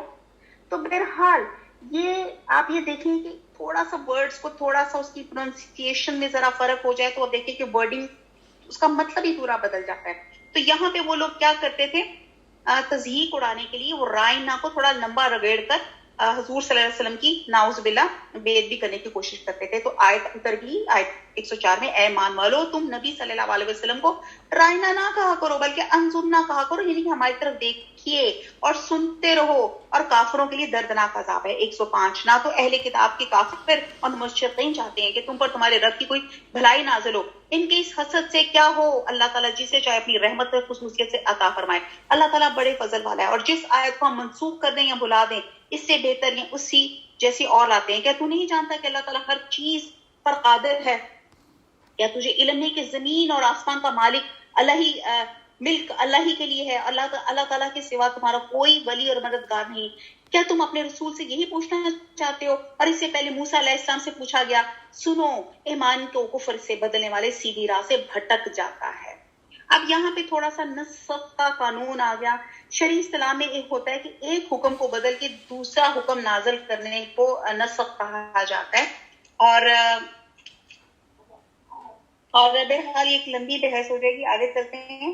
اور آیت نمبر 109، ان اہل کتاب کے اکثر لوگ باوجود حق واضح ہو جانے کے محض حسد اور بغض کی بنا پہ تمہیں بھی ایمان سے ہٹا دینا چاہتے ہیں، اور تم بھی معاف کر دو اور چھوڑو یہاں تک کہ اللہ تعالیٰ اپنا حکم لائے. یقیناً اللہ تعالیٰ ہر چیز پر قدرت رکھتا ہے. یہاں بڑا ہی خوبصورت اللہ تعالیٰ لیسن دے رہا ہے، فاعفو وصفحو حتی بیعات اللہ بامری ان اللہ علی کل شیء قدیر. اب یہاں پہ اللہ تعالیٰ بڑے خوبصورت لیسن دے رہا ہے کہ چھوڑ دو، فارگیو کر دو، اگنور کرو. یعنی کہ جہاں بہت بحث، جہاں بہت ایسی چیزیں آ جائیں تو آپ ان کو اگنور کریں، معاف کریں، دلوں میں باتوں کو نہ لے کے بیٹھا رہا کریں. آیت نمبر 1010، تم نمازیں رکھو، قائم رکھو اور زکات دیتے رہو، جو کچھ بھلائی تم اپنے لیے آگے بھیجو گے سب کچھ اللہ کے پاس پالو گے، بے شک اللہ تعالیٰ تمہارے اعمال کو خوب دیکھ رہا ہے. یہ کہتے ہیں کہ جنت میں یہود و نصارہ کے سوا اور کوئی نہ جائے گا، یہ صرف ان کی آرزویں ہیں. ان سے کہو اگر تم سچے ہو تو کوئی دلیل تو پیش کرو. سنو جو بھی اپنے آپ کو خلوص کے ساتھ اللہ کے سامنے جھکا دے، بے شک اس کا رب پورا بدلہ دے گا. اس پہ نہ تو کوئی خوف ہوگا نہ غم اور اداسی. اب یہاں پہ وہی بات ہے کہ جیسے یہود کہتے تھے کہ بھئی ہم تو بڑے لاڈلے ہیں، ہم تو جا ہی نہیں سکتے، اور جنت تو سجائی ہمارے لیے. تو یہ ان کے دعوے ہیں. تو آگے اللہ تعالیٰ کہہ رہے بھلا من اسلم وجہہ للہ وہو محسن فلہ اجرہ عندہ ربی ولا خوف علیہم ولا ہم یحزنون. اب یہاں پہ ہے کہ محض اللہ کی رضا کے لیے کام کریں. وہو محسن کا مطلب ہے اخلاص کے ساتھ پیغمبر صلی اللہ علیہ وسلم کی سنت کے مطابق، یعنی کہ قبولیت عمل کے لیے یہاں پہ دو بنیادی اصول بتا دیے گئے، اور آخرت میں نجات کے بھی دو ہی اصول ہیں. اعمال صالحہ پہ ہیں کہ اللہ جو بھی ہم کام کریں وہ دیکھیں قرآن اور سنت کی روشنی میں، اور پھر یہ دیکھیں کہ وہ جو ہیں اعمال صالحہ ہو، نہ صرف آرزوؤں پہ ہو. جیسے اکثر میں کہتی ہوں نا مجھے بہت آرزو ہے مجھے قرآن سمجھ آ جائے، مجھے بہت آرزو ہے کہ یار میں یہ اس کو فٹافٹ سمجھ لوں، لیکن آپ دیکھیں کہ صرف آرزو کرنے سے آپ قرآن کو سمجھ نہیں سکتے. اب جس طرح ماشاءاللہ آپ اس وقت جہاں کلاس میں بیٹھے ہیں، آپ نے اپنا ٹائم نکالا، حالانکہ سونے کا ٹائم یا بہت سے لوگوں کے کوئی جو بھی ٹائم ہوگا، تو آپ نے وہ ٹائم نکال کے اللہ کے ذکر کے لیے ٹائم نکالا، تو انشاءاللہ تعالیٰ اللہ تعالیٰ آپ کے اس ٹائم میں ضرور اللہ تعالیٰ برکت ڈالیں گے. تو خالی تمناؤں پہ جنت نہیں مل سکتی. اب آپ نے کہیں انگلینڈ جانا ہو یا کہیں آپ نے لاہور سے کراچی جانا ہو، تو آپ کو پتہ ہے لاسٹ میں گئی تو میں دیکھی تھی 60,000 کرایا، نہیں 2 لوگ تھے تو شاید 35,000 کا میرا خیال سے کرایا تھا. تو آپ دیکھیں کہ آپ نے کہیں بھی جانا ہو تو آپ سوچ رہے ہیں کہ آپ جنت، یعنی کہ وہ سب سے بیسٹ پلیس ہیون، آپ خالی صرف تمناؤں سے کریں گے اللہ مجھے بس جنت عطا فرما دے، کام میرے کچھ ہونا کہ مجھے جنت عطا فرما دیجیے. تو بہرحال یہاں پہ آپ کو اعمال صالحہ کرنا پڑے اور اپنا منہ جو ہے نا وجہ للہ ہی، وہ آپ نے اللہ کے لیے اپنے سر جو ہے نا جھکا دینا ہے. اور اللہ تعالیٰ کہتے ہیں کہ اگر یہ جھکا دو گے نا تو پھر نو انزائٹی نو ڈپریشن، یعنی کہ اینٹی ڈپریشن. وہ لوگ گولیاں لیتے ہیں، آپ اللہ تعالیٰ کیا کہتے ہیں کہ اگر آپ پریشانی اور یہ تمام ڈپریشن سے بچنا چاہتے ہیں تو بس صرف اللہ کے سامنے جھک جائیں. آیت نمبر 113. یہود کہتے ہیں کہ نصرانی حق پر نہیں، نصرانی کہتے ہیں یہودی حق پر نہیں، حالانکہ یہ سب لوگ تورات پڑھتے ہیں. اسی طرح انہی جیسے بات بے علم بھی کہتے ہیں قیامت کے دن اللہ ان کے اس اختلاف کا فیصلہ ان کے درمیان کر دے گا. اب یہ کیا بات تھی؟ یہودی تورات پڑھتے تھے جس میں حضرت موسیٰ علیہ السلام کی زبان سے حضرت عیسیٰ علیہ السلام کی تصدیق موجود ہے، لیکن اس کے باوجود یہودی حضرت عیسیٰ علیہ السلام کو مانتے نہیں تھے. اور عیسائیوں کے پاس انجیل موجود تھی جس میں حضرت موسیٰ علیہ السلام اور تورات ہونے کی تصدیق تھی، لیکن یہ بھی یہودیوں کی تکفیر کرتے تھے. اور یہ گویا اہل کتاب کے دونوں فرقوں میں یہ تھا اپنی اپنی خوش فہمیوں میں مبتلا تھے. تو اللہ تعالیٰ کہہ رہے تھے قیامت کے دن ان کے اس اختلاف کا فیصلہ کر دیا جائے گا. آیت نمبر 114. اس شخص سے بڑھ کر ظالم کون ہے جو اللہ تعالیٰ کی مسجدوں میں اللہ تعالیٰ کے ذکر کے کیے جانے کو روکے اور ان کی بربادی کی کوشش کرے. ایسے لوگوں کو خوف کھاتے ہوئے اس میں جانا چاہیے، اور ان کے لیے دنیا میں بھی رسوائی اور آخرت میں بھی بڑے بڑے عذاب ہیں. اب بہرحال اس کی بھی بڑی لمبی تفسیر ہے کہ وہ کیوں روکتے تھے. بہرحال جن لوگوں نے مسجدوں میں اللہ کا ذکر کرنے سے روکا، اس میں ایک تو یہ مراد ہیں، ایک سے تو بعض اسکالرز کہتے ہیں عیسائی مراد ہیں جنہوں نے بادشاہ روم کے ساتھ مل کر بیت المقدس میں یہودیوں کو نماز پڑھنے سے روکا گیا تھا اور ان کی تقریب میں حصہ لیا تھا. اور بعض جو ابن کثیر ہیں وہ یوں کہتے ہیں کہ اس کا مصداق مشرقین مکہ کو کہا جاتا ہے، جنہوں نے حضور صلی اللہ علیہ وسلم اور آپ کے صحابہ کو مکہ سے نکلنے سے مجبور کیا تھا، اور یوں خانہ کعبہ میں مسلمانوں کو عبادت سے روکا گیا تھا. اور پھر صلح حدیبیہ کے موقع پہ بھی انہوں نے یہی کردار کو دہرایا تھا. اور اب آج یہ کردار ہم اور آپ میں سے کوئی ایسے لوگ ہیں جو بعد مسجدوں کو کسی نہ کسی وجہ سے اس کو لوگوں کو بدگمان کر کے ان کو اس چیز سے روک دیتے ہیں مسجدوں میں جانے سے. بہرحال آیت نمبر 115. اور مشرق اور مغرب کا مالک اللہ ہی ہے، تم جدھر بھی منہ کرو ادھر ہی اللہ کا منہ ہے. اللہ تعالیٰ کشادگی اور وسعت والا اور بڑے علم والا ہے. اب یہاں پہ ڈائریکشنز کی بات کی جا رہی ہے کہ ہم جدھر بھی منہ کریں وہاں پہ اللہ ہی کا رخ ہے.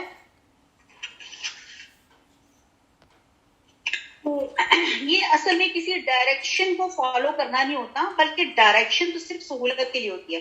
مثلا ہم کعبے کی طرف منہ کر کے نماز پڑھتے ہیں تو ہم کعبے کی پوجا نہیں کرتے، عبادت اللہ کی کرتے ہیں. وہ ڈائریکشن کو فالو کرنا ایک سمبل ہے کہ سارے مسلمان ایک ہیں، سب کا مقصد اور گول ایک ہے، سب ایک ہی چیز کے ماننے والے ہیں، اور وہ اتحاد اور یونٹی پیدا کرنے کے لیے. اور لوگوں نے اس ڈائریکشن میں اختلاف اس میں انہوں نے پوائنٹ اٹھا لیا.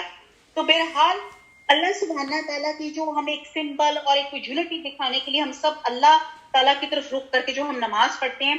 اور ہجرت کے بعد جب مسلمان بیت المقدس کی طرف رخ کر کے نماز پڑھتے تھے تو مسلمانوں کو اس کا رنج تھا.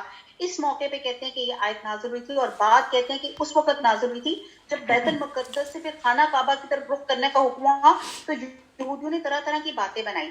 اور یہ انشاءاللہ تعالیٰ دوسرے سپارے کے شروع میں بھی آئے گا اور وہ تب ہم ڈیٹیل سے بات کریں گے. اور بات کے نزدیک اس کے نزول کا سبب یہ تھا کہ جب ہم سفر میں سواری پہ نفل نماز پڑھتے ہیں تو اس کی اجازت ہے کہ نہیں کہ سواری کا منہ جدھر مرضی ہو تو ہم نماز پڑھ سکتے ہیں کہ نہیں. بہرحال اس کی جو بات کو نکلتی ہے وہ یہ نکلتی ہے کہ جو آپ کی فرض نماز ہے اس میں تو آپ ڈائریکشن کو پرٹیکولر ہوں, چاہے آپ سواری میں ہو تو آپ روک کر وہ جو ہے نماز پڑھ لیں. لیکن بہرحال جب ایروپلین یا کوئی ایسی چیز ہے تو واللہ عالم وہاں پہ بھی اسکالرس کہتے ہیں کہ نماز کو جمع کر کے بعد میں ادا کر لیا جائے یا اس وقت تو نماز پڑھ لی جائے لیکن اس کو یہاں ریپیٹ. بہرحال واللہ عالم. تو یہاں پہ اسی چیز کا ذکر ہے. انشاءاللہ تعالیٰ جب ہماری ڈیٹیل سے تفسیر والی کلاس ہوگی نا اس میں ہم بہت ڈیٹیل سے اس چیز کو کریں گے.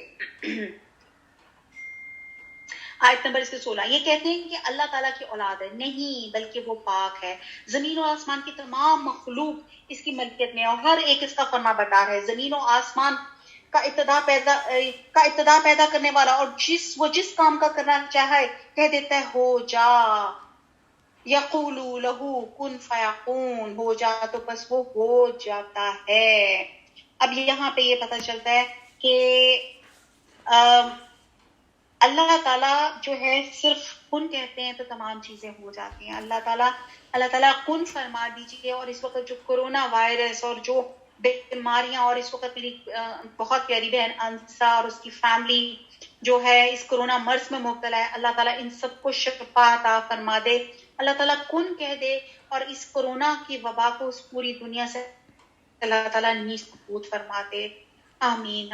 آیت نمبر 118. اسی طرح بے علم لوگوں نے بھی کہا کہ خود اللہ تعالیٰ ہم سے باتیں کیوں نہیں کرتا یا ہمارے پاس کوئی نشانی کیوں نہیں آتی. اسی طرح ایسی ہی باتیں ان کے اگلوں نے بھی کی تھی. ان کے اور ان کے دل یکساں ہو گئے. ہم نے تو یقین والوں کے لیے نشانیاں بیان کر دی. ہم نے آپ کو حق کے ساتھ خوشخبری دینے والا اور ڈرانے والا بنا کر بھیجا. جہنمیوں کے بارے میں آپ سے پرستش نہیں ہوگی. آپ سے یہود و نصارہ ہرگز راضی نہیں ہوں گے جب تک آپ ان کے مذہب کے تابع نہ بن جائیں. آپ کہہ دیجئے اللہ کی ہدایت ہی ہدایت ہے. اگر آپ نے باوجود اپنے پاس علم آ جانے کے پھر ان کی خواہشوں کی پیروی کی تو اللہ کے پاس آپ نہ تو کوئی ولی ہوگا اور نہ مددگار. جنہیں ہم نے کتاب دی اور اسے پڑھنے کے حق کے ساتھ پڑھتے ہیں وہ اس کتاب پر بھی ایمان رکھتے ہیں اور جو اس کے ساتھ کفر کرے وہ نقصان والا ہے. اے اولاد یعقوب, میں نے جو نعمتیں تم پہ انعام کی انہیں یاد کرو. میں نے تو تمہیں تمام جہانوں پر فضیلت دے رکھی تھی. اس دن سے ڈرو جس دن کوئی نفس کسی نفس کو کچھ فائدہ نہ پہنچا سکے گا, نہ کسی شخص سے کوئی فدیہ قبول کیا جائے گا, نہ اسے کوئی شفاعت نفع دے گی, نہ اس کی مدد کی جائے گی. اور جب ابراہیم علیہ السلام کو ان کے رب نے کئی باتوں سے آزمایا اور انہوں نے سب کو پورا کر دیا تو اللہ نے فرمایا میں تمہیں لوگوں کا امام بنا دوں گا. عرض کرنے لگے اور میری اولاد کو فرمایا میرا وعدہ ظالموں سے نہیں ہے. اچھا جی, اب یہاں پہ پیچھے ایک بڑا آ گیا لفظ کہ حق کا تلاوتی ہی, کہ جو حق ہے تلاوت کا وہ کہ وہ اس طرح پڑھتے ہیں جس طرح پڑھنے کا حق ہے. تو یہاں پہ ہم دیکھتے ہیں کہ تلاوت پڑھنے کے جو حق ہیں اس کو جلدی سے ایک نظر میں دیکھ لیتے ہیں. یہ آیت نمبر 100 پتہ نہیں 21 ہے کیا. اچھا جی, اور تو تلاوت کی ہم دیکھتے ہیں کہ ایک تو خوب توجہ اور غور سے پڑھیں. جب جنت کا ذکر ہے تو ہمیں جنت کا سوال کرنا چاہیے. اللہم انی اسألک جنت الفردوس, یعنی کہ یہاں پہ اللہ تعالیٰ تلاوت کے حق بتا رہے ہیں کہ جب ہم قرآن پڑھیں اس وقت, کیونکہ ہمارا پہلا پارہ ہے, تو جہاں پہ جو دعا آئے, جیسے یہاں پہ کن فیکون کی فوراً اللہ تعالیٰ سے دعا مانگ لی. جہاں جہنم کہو تو فوراً جہنم سے پناہ مانگے. جہاں جنت کا ذکر ہے فوراً جنت الفردوس مانگے. اور اس کے حلال کو حلال سمجھے, حرام کو حرام سمجھے, اور اس کلام میں کسی طرح کی کچھ سبٹریکشن یا ایڈیشن نہ کریں جیسے یہودی کرتے تھے. اور اس میں جو کچھ تحریر ہے لوگوں کو بتلائیں اور اس میں سے کوئی بات چھپائیں نہ. اور ان کی محکم باتوں پہ عمل شیڈنگ ہوئی ہے. پتہ نہیں کیا آواز آ رہی ہے سب کو؟ جی آ رہی ہے. جی ویری سوری, میں بس اسی میں لگی ہوئی تھی کہ وہ ہو جائے. بہرحال تلاوت کے حقوں پر بات کی جا رہی تھی جس میں تھا کہ پہلے تو تھا کہ توجہ اور غور سے پڑھے اور جنت اور جہنم کا ذکر ہے اس پہ پناہ, جنت مانگے, جہنم آئے تو اس سے پناہ مانگے, حلال کو حلال حرام کو حرام سمجھیں. اور کلام الہی میں تحریف نہ کریں، اور اس میں جو کچھ تحریر ہے وہ لوگوں کو بتائیں، اس میں کچھ چھپائیں نہ، اور اس کی محکم باتوں پر عمل کرتے ہوئے متشابہات پہ ایمان لائیں، اور جو باتیں سمجھ میں نہیں آتی انہیں علماء سے حل کروائیں، اور اس کی ایک ایک بات کا اتباع کریں۔ تو یہ تمام حق کے تلاوت میں اس کی آ جاتی ہیں باتیں۔ اور پھر یہاں پہ اللہ تعالیٰ نے فرمایا کہ میں تمہیں لوگوں کا امام بنا دوں گا۔ تو یہاں پہ یہ جو تو انہوں نے کہا میری اولاد کو، تو فرمایا کہ میرا وعدہ ظالموں کے ساتھ نہیں ہے۔ آیت نمبر 125، ہم نے بیت اللہ کو لوگوں کے لیے ثواب اور امن و امان کی جگہ بنائی۔ تم مقام ابراہیم کو جائے نماز مقرر کر لو۔ ہم نے ابراہیم علیہ السلام اور اسماعیل علیہ السلام سے وعدہ لیا کہ تم میرے گھر کو طواف کرنے والوں اور اعتکاف کرنے والوں اور رکوع اور سجدہ کرنے والوں کے لیے پاک صاف رکھو۔ اور جب ابراہیم نے کہا اے پروردگار تو اس جگہ کو امن والا شہر بنا، اور یہاں کے باشندوں کو جو اللہ تعالیٰ پر اور قیامت کے دن پر ایمان رکھنے والے ہوں پھلوں کی روزیاں دے، تو اللہ تعالیٰ نے فرمایا کافروں کو بھی تھوڑا فائدہ دوں گا، پھر انہیں آگ کے عذاب کی طرف بے بس کر دوں گا، اور یہ پہنچنے کی بری جگہ ہے۔ اب یہاں پہ سورہ عنکبوت میں بھی آتا ہے کہ ہم نے نبوت اور خطاب کو اس کی اولاد میں کر دیا، پر ہر نبی جسے اللہ تعالیٰ نے مبعوث کیا، ہر کتاب جو ابراہیم علیہ السلام کے بعد نازل ہوئی، اولاد ابراہیم ہی میں یہ ان کا جو سلسلہ رہا، کیونکہ انہوں نے جو دعا مانگی تھی کہ میری اولاد کو بھی، یعنی کہ اتنی اللہ تعالیٰ کو یہ تھی، لیکن اللہ تعالیٰ نے کہا کہ باوجود اولاد ابراہیم میں سے جو ناخلف اور ظالم اور مشرک ہوں گے، ان کی شقاوت اور محرومی کو دور کرنے والا کوئی اور نہیں ہوگا۔ اور وہ کہتے ہیں نا کہ جس کو اس کا عمل پیچھے چھوڑ گیا، اس کا نسب اسے آگے نہیں بڑھا سکتا۔ ہم لوگ کہتے ہیں نا جی ہم تو بڑی سیدوں کی فیملی سے، ہم تو بڑے پیر بزرگوں کی، ہم تو بڑے گدی نشین ہیں۔ تو یقین جانیں کہ عمل صالحہ آپ کو آگے لے کے جائے گا، آپ کی نسل اور آپ کا یہ نسب جو ہے نا وہ آگے نہیں جائے گا۔ اور حضرت ابراہیم علیہ السلام کی نسبت جو بیت اللہ کی دو خصوصیات جو اللہ تعالیٰ نے یہاں بیان فرمائی ہیں، ایک تو کہا کہ مثابۃ للناس،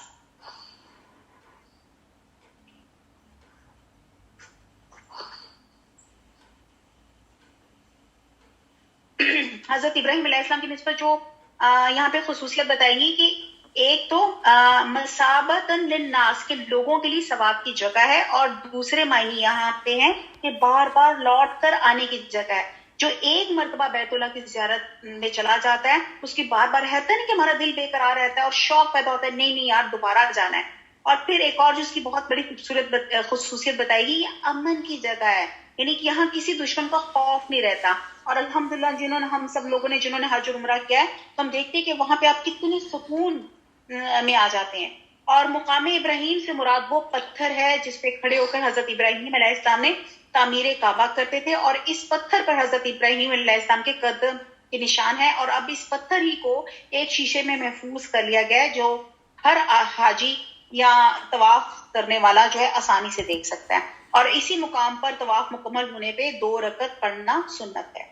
اور اللہ تعالیٰ نے حضرت ابراہیم کی دعائیں قبول فرمائیں، اس شہر کو امن کا گہوارہ بنا دیا، اور یہ وادی جس میں دور دور تک کسی طرح کی پلانٹیشن اور ویجیٹیشن نہیں ہے، اس میں دنیا بھر کے پھل فروٹ اور ہر طرح کی چیزوں کی فراوانی ہوتی ہے، کہ انسان ہو جاتا ہے کہ یار یہ بھی یہاں پہ چیز مل رہی ہے، ایون یہ بھی چیز یہاں پہ مل رہی ہے۔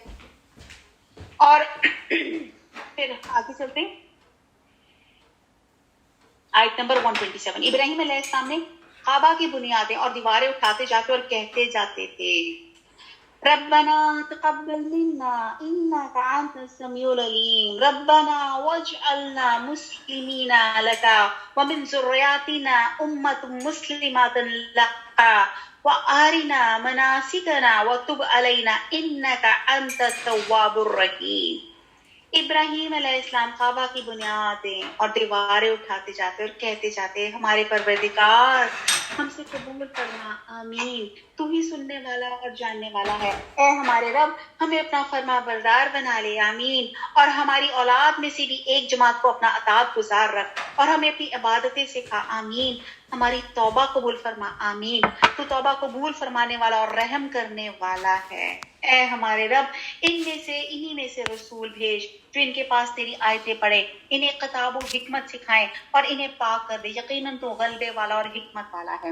ٹائم بہت زیادہ ہوتا ہے، لیکن یہاں پہ اللہ تعالیٰ نے حکمت کے لیے 4 اسٹریٹجیز بتا دی کہ اے میرے رب انہیں رسول بھیج، اور وہ کیا کریں، وہ تلاوت سے، قرآن سے، حدیث سے اور تزکیہ کر کے آپ کو جو ہے یہ جو ہے اللہ کا جو کلام ہے آپ کو ایک تو مفہوم جو ہے وہ کلیئر کر دیں، اور پھر ہمارے عملوں میں بھی جاری ساری ہو جائے، اور ہم کو تزکیہ، ہمیں پاک اور صاف، ہمیں ریفارم جو ہے وہ ہمیں کر دیں، اور ہماری جو اخلاقی، ہماری جو ایتھیکلی امپروومنٹس ہیں اللہ تعالیٰ وہ بھی کر دے، جو ایمان ہمارا جو گڑبڑ ہے اللہ تعالیٰ اس کو بھی جو ہے اس کو بھی بہترین کر دے۔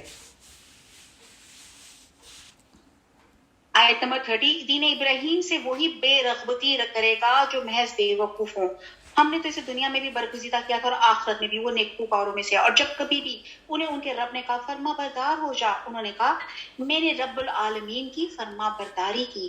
قال اسلمت لرب العالمین، اللہ تعالیٰ سے دعا ہے اللہ تعالیٰ ہم سب کو فرما بردار کر دے۔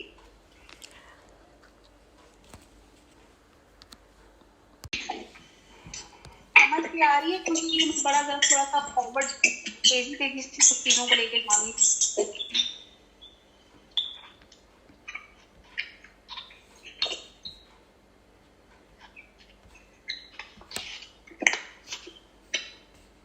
آتے جائیں، حضرت ابراہیم اور اسماعیل علیہ السلام کی جو آخری دعا کی یہ اللہ تعالیٰ نے قبول فرمائی، اور حضرت اسماعیل علیہ السلام کو حضرت محمد صلی اللہ علیہ وسلم کو مبعوث فرمایا۔ اسی نبی صلی اللہ علیہ وسلم نے فرمایا کہ میں اپنے باپ حضرت ابراہیم علیہ السلام کی دعا، حضرت عیسیٰ علیہ السلام کی بشارت اور اپنی والدہ کا خواب ہوں۔ اور یہاں پہ جو کتاب سے مراد قرآن مجید اور حکمت سے مراد حدیث یہاں پہ لی گئی ہے، اور آیت نمبر 130، دین ابراہیم سے وہی بے رغبتی کرے گا جو محض بیوقوف ہو، ہم نے تو اسے دنیا میں بھی برگزیدہ کیا تھا اور آخرت میں بھی وہ نیکوکاروں میں سے ہیں۔ اور جب کبھی انہیں ان کے رب نے کہا فرما بردار ہو جا، تو انہوں نے کہا میں نے رب العالمین کی فرما برداری کی۔ اس کی وصیت ابراہیم علیہ السلام اور یعقوب علیہ السلام نے اپنی اولاد کو کی کہ ہمارے بچوں اللہ تعالیٰ نے تمہارے لیے اس دین کو پسند فرمایا ہے، خبردار الا وانتم مسلمون، خبردار تم مسلمان ہی بنا۔ یعنی کہ حضرت ابراہیم علیہ السلام، حضرت یعقوب علیہ السلام نے وصیت کی اپنے والدین اولاد کو کہ جو یہودیت نہیں اسلام ہے۔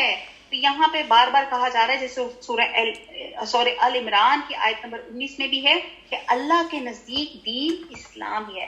تو اللہ تعالیٰ کو یہی آیت وسیلہ بنا کے ہم سب دعا مانگتے ہیں اللہ تعالیٰ ہم سب کو اللہ تعالیٰ مسلمان اور مرتے وقت تک کلمہ نصیب فرمائے، لا الہ الا اللہ محمد الرسول اللہ۔ آیت نمبر 133، کیا حضرت یعقوب کے انتقال کے وقت تم موجود تھے جب انہوں نے اپنی اولاد سے کہا تھا کہ میرے بعد تم کسی کی عبادت کرو گے؟ تو سب نے جواب دیا آپ کے معبود کی اور آپ کے آباء و اجداد ابراہیم علیہ السلام اور اسماعیل علیہ السلام اور اسحاق علیہ السلام کے معبود کی، جو معبود ایک ہی ہے، اور ہم اسی کے فرما بردار رہیں گے۔ یہ جماعتوں گزر چکی، جو انہوں نے کیا وہ ان کے لیے، اور جو تم کرو گے وہ تمہارے لیے، ان کے اعمال کے بارے میں تم نہیں پوچھے جاؤ گے۔ کہتے ہیں کہ یہود و نصارہ بن جاؤ تو ہدایت پاؤ گے، تم کہو بلکہ صحیح راہ پہ ملت ابراہیمی والے ہیں، اور ابراہیم خالص اللہ کے پرستار اور مشرک نہ تھے۔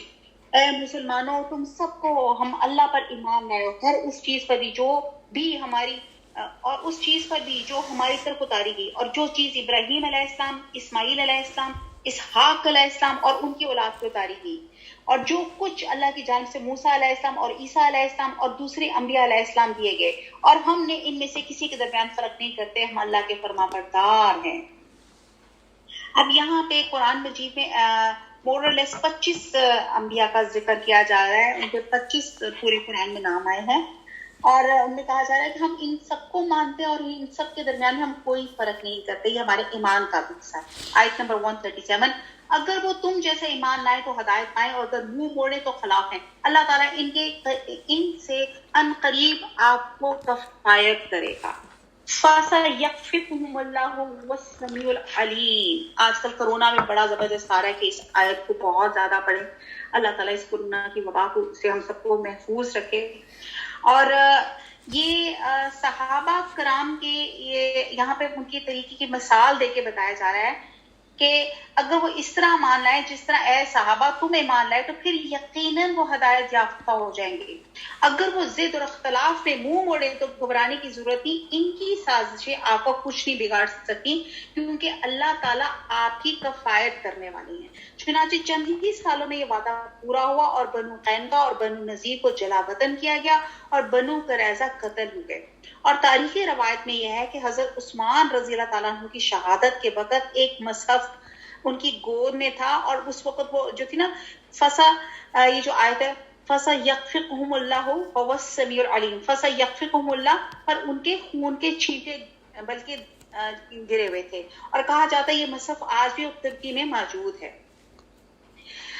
اچھا جی، پھر آگے آتا ہے کہ اور وہ خوب سننے والا اور جاننے والا. آیت نمبر 138 ہے، اللہ کا رنگ اختیار کرو، صبغۃ اللہ ومن احسن من اللہ صبغۃ ونحن له عابدون. اب یہاں پہ بڑا خوبصورت اللہ تعالیٰ کا سپارہ ختم ہو رہے ہیں، اس میں میسج دے رہے ہیں کہ اللہ کا رنگ اختیار کرو. اللہ تعالیٰ سے اچھا رنگ کس کا ہوگا؟ ہم تو اسی کی عبادت کرنے والے ہیں.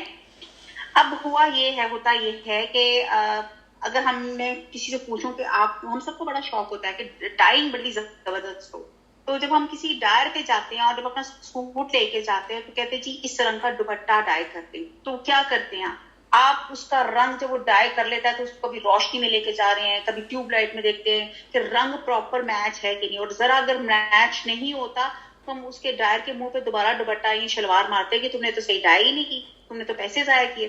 تو ہم نے یہ دیکھتے ہیں کہ جب ہم ڈائی کرنے جاتے ہیں تو سب سے پہلے اگر آپ ڈائر کو دیکھیں نا تو وہ رنگ جو ہے نا رنگ کاٹ ڈالتا ہے کسی بھی چیز کو ڈائی کرنے کے لیے نا، یعنی کہ یا رنگ کاٹ یعنی کہ بلیچ ڈالتا ہے.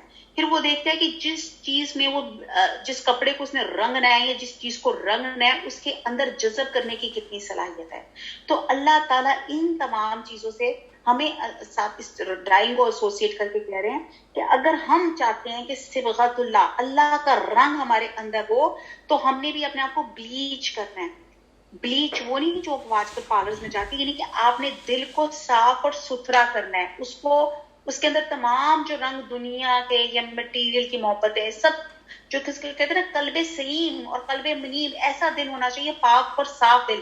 جب سارا صاف دل ہوگا، ایک صاف پیج کی طرح کا دل ہوگا تو اس میں جو پھر اللہ کی تحریر لکھی جائے گی وہ محفوظ رہ جائے گی.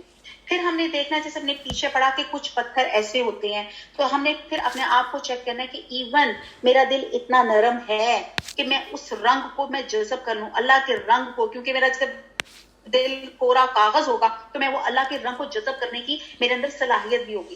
تو اس کا مطلب ہے کہ شعوری طور پہ کوشش کرنی ہے کہ آپ کے اندر وہ اللہ کا رنگ ہو. اور پھر آپ یہ دیکھتے ہیں کہ پھر رنگ بھی ایسا ہو جو پکا ہو.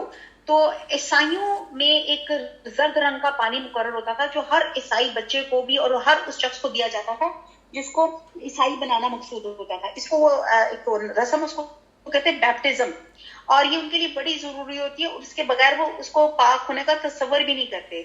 تو اللہ ان کی تردید فرمائی اور کہا کہ اصل رنگ تو اللہ کا رنگ ہے اور اس سے بہتر کوئی رنگ نہیں ہے، اور اللہ کے رنگ سے مراد دین فطرت یعنی کہ دین اسلام ہے، اور جس کی طرف اللہ تعالیٰ نے ہر نبی نے اپنے اپنے دور میں اپنی امتوں کو اللہ کی وحدانیت کی دعوت دی ہے. اچھا جی، اللہ کا رنگ کیسا ہے؟ اب کیسے پتا چلے؟ کسی بندے کو دیکھ کے ہمیں یہ سوال آتا ہے کہ کیسے پتا چلے کہ اس میں اللہ کا رنگ ہے کہ نہیں؟ تو اس کا سمپل چھوٹا سا اصول ہے، جب ہم کسی کو دیکھتے ہیں، کسی اللہ کے بندے کو دیکھتے ہیں، اس کو دیکھ کے جب رب یاد آ جائے نا تو ذہن میں آ جائے کہ یہ اللہ کا بندہ ہے. تو یہ ایک چھوٹی سی پہچان ہے اس بندے کو پہچاننے کے لیے. پھر آگے آتا ہے اللہ تعالیٰ اس آیت پھر وسیلہ بنا کے اللہ تعالیٰ صبغۃ اللہ تعالیٰ ہم سب کو اپنے رنگ میں رنگ دے، اللہ تعالیٰ ایسے کام کروا لے، اللہ تعالیٰ ہم سے راضی ہو جائے اور قرآن کا مطلوب اور باعمل انسان بنا لے. آیت نمبر 39، آپ کہہ دیجئے کیا تم ہم سے اللہ کے بارے میں جھگڑتے ہو جو ہمارا رب ہے؟ ہمارے لیے ہمارے عمل ہیں اور تمہارے لیے تمہارے اعمال، ہم تو اسی کے لیے مخلص ہیں. یعنی کہ آگے چلتے ہیں آیت نمبر 140، کیا تم کہتے ہو کہ ابراہیم علیہ السلام اور اسماعیل علیہ السلام اور اسحاق علیہ السلام اور یعقوب علیہ السلام اور ان کی اولاد یہودی یا نصرانی تھے؟ کہہ دو کیا تم زیادہ جانتے ہو یا اللہ تعالیٰ؟ اللہ کے پاس شفاعت چھپانے والے سے زیادہ ظالم اور کون ہے؟ اللہ تمہارے کاموں سے غافل نہیں. یہ امت ہے جو گزر چکی، جو انہوں نے کیا ان کے لیے ہے، اور جو تم نے کیا تمہارے لیے. تم ان کے اعمال کے بارے میں سوال نہ کیے جاؤ گے. تلک امت قد خلت لها ما کسبت ولکم ما کسبتم ولا تسألون عما كانوا يعملون.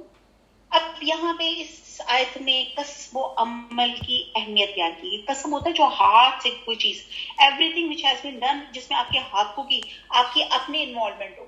جیسے کہتے ہیں نا، جس کا اس کا عمل پیچھے چھوڑ گیا، اس کا نسب اسے آگے نہیں بڑھائے گا.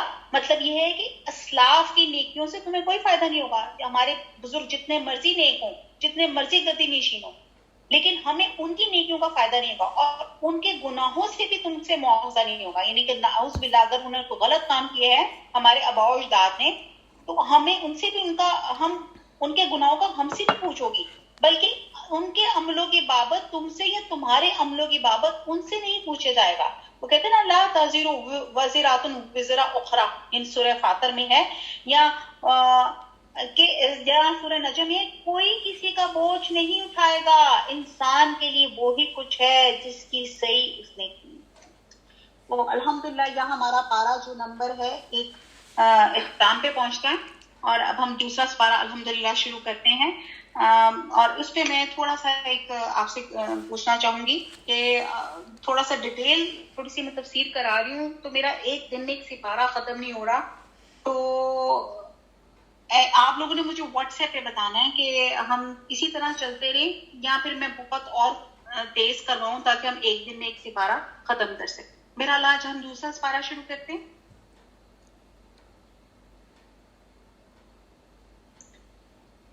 سَيَقُولُ السُّفَهَاءُ مِنَ النَّاسِ، ان قریب نادان لوگ کہیں گے کہ جس قبلے پر یہ تھے اسے نے کس چیز نے ہٹا لیا. آپ کہہ دیجئے کہ مشرق و مغرب کا مالک اللہ تعالیٰ ہے، وہ جسے چاہے سیدھی راہ کی ہدایت کرے.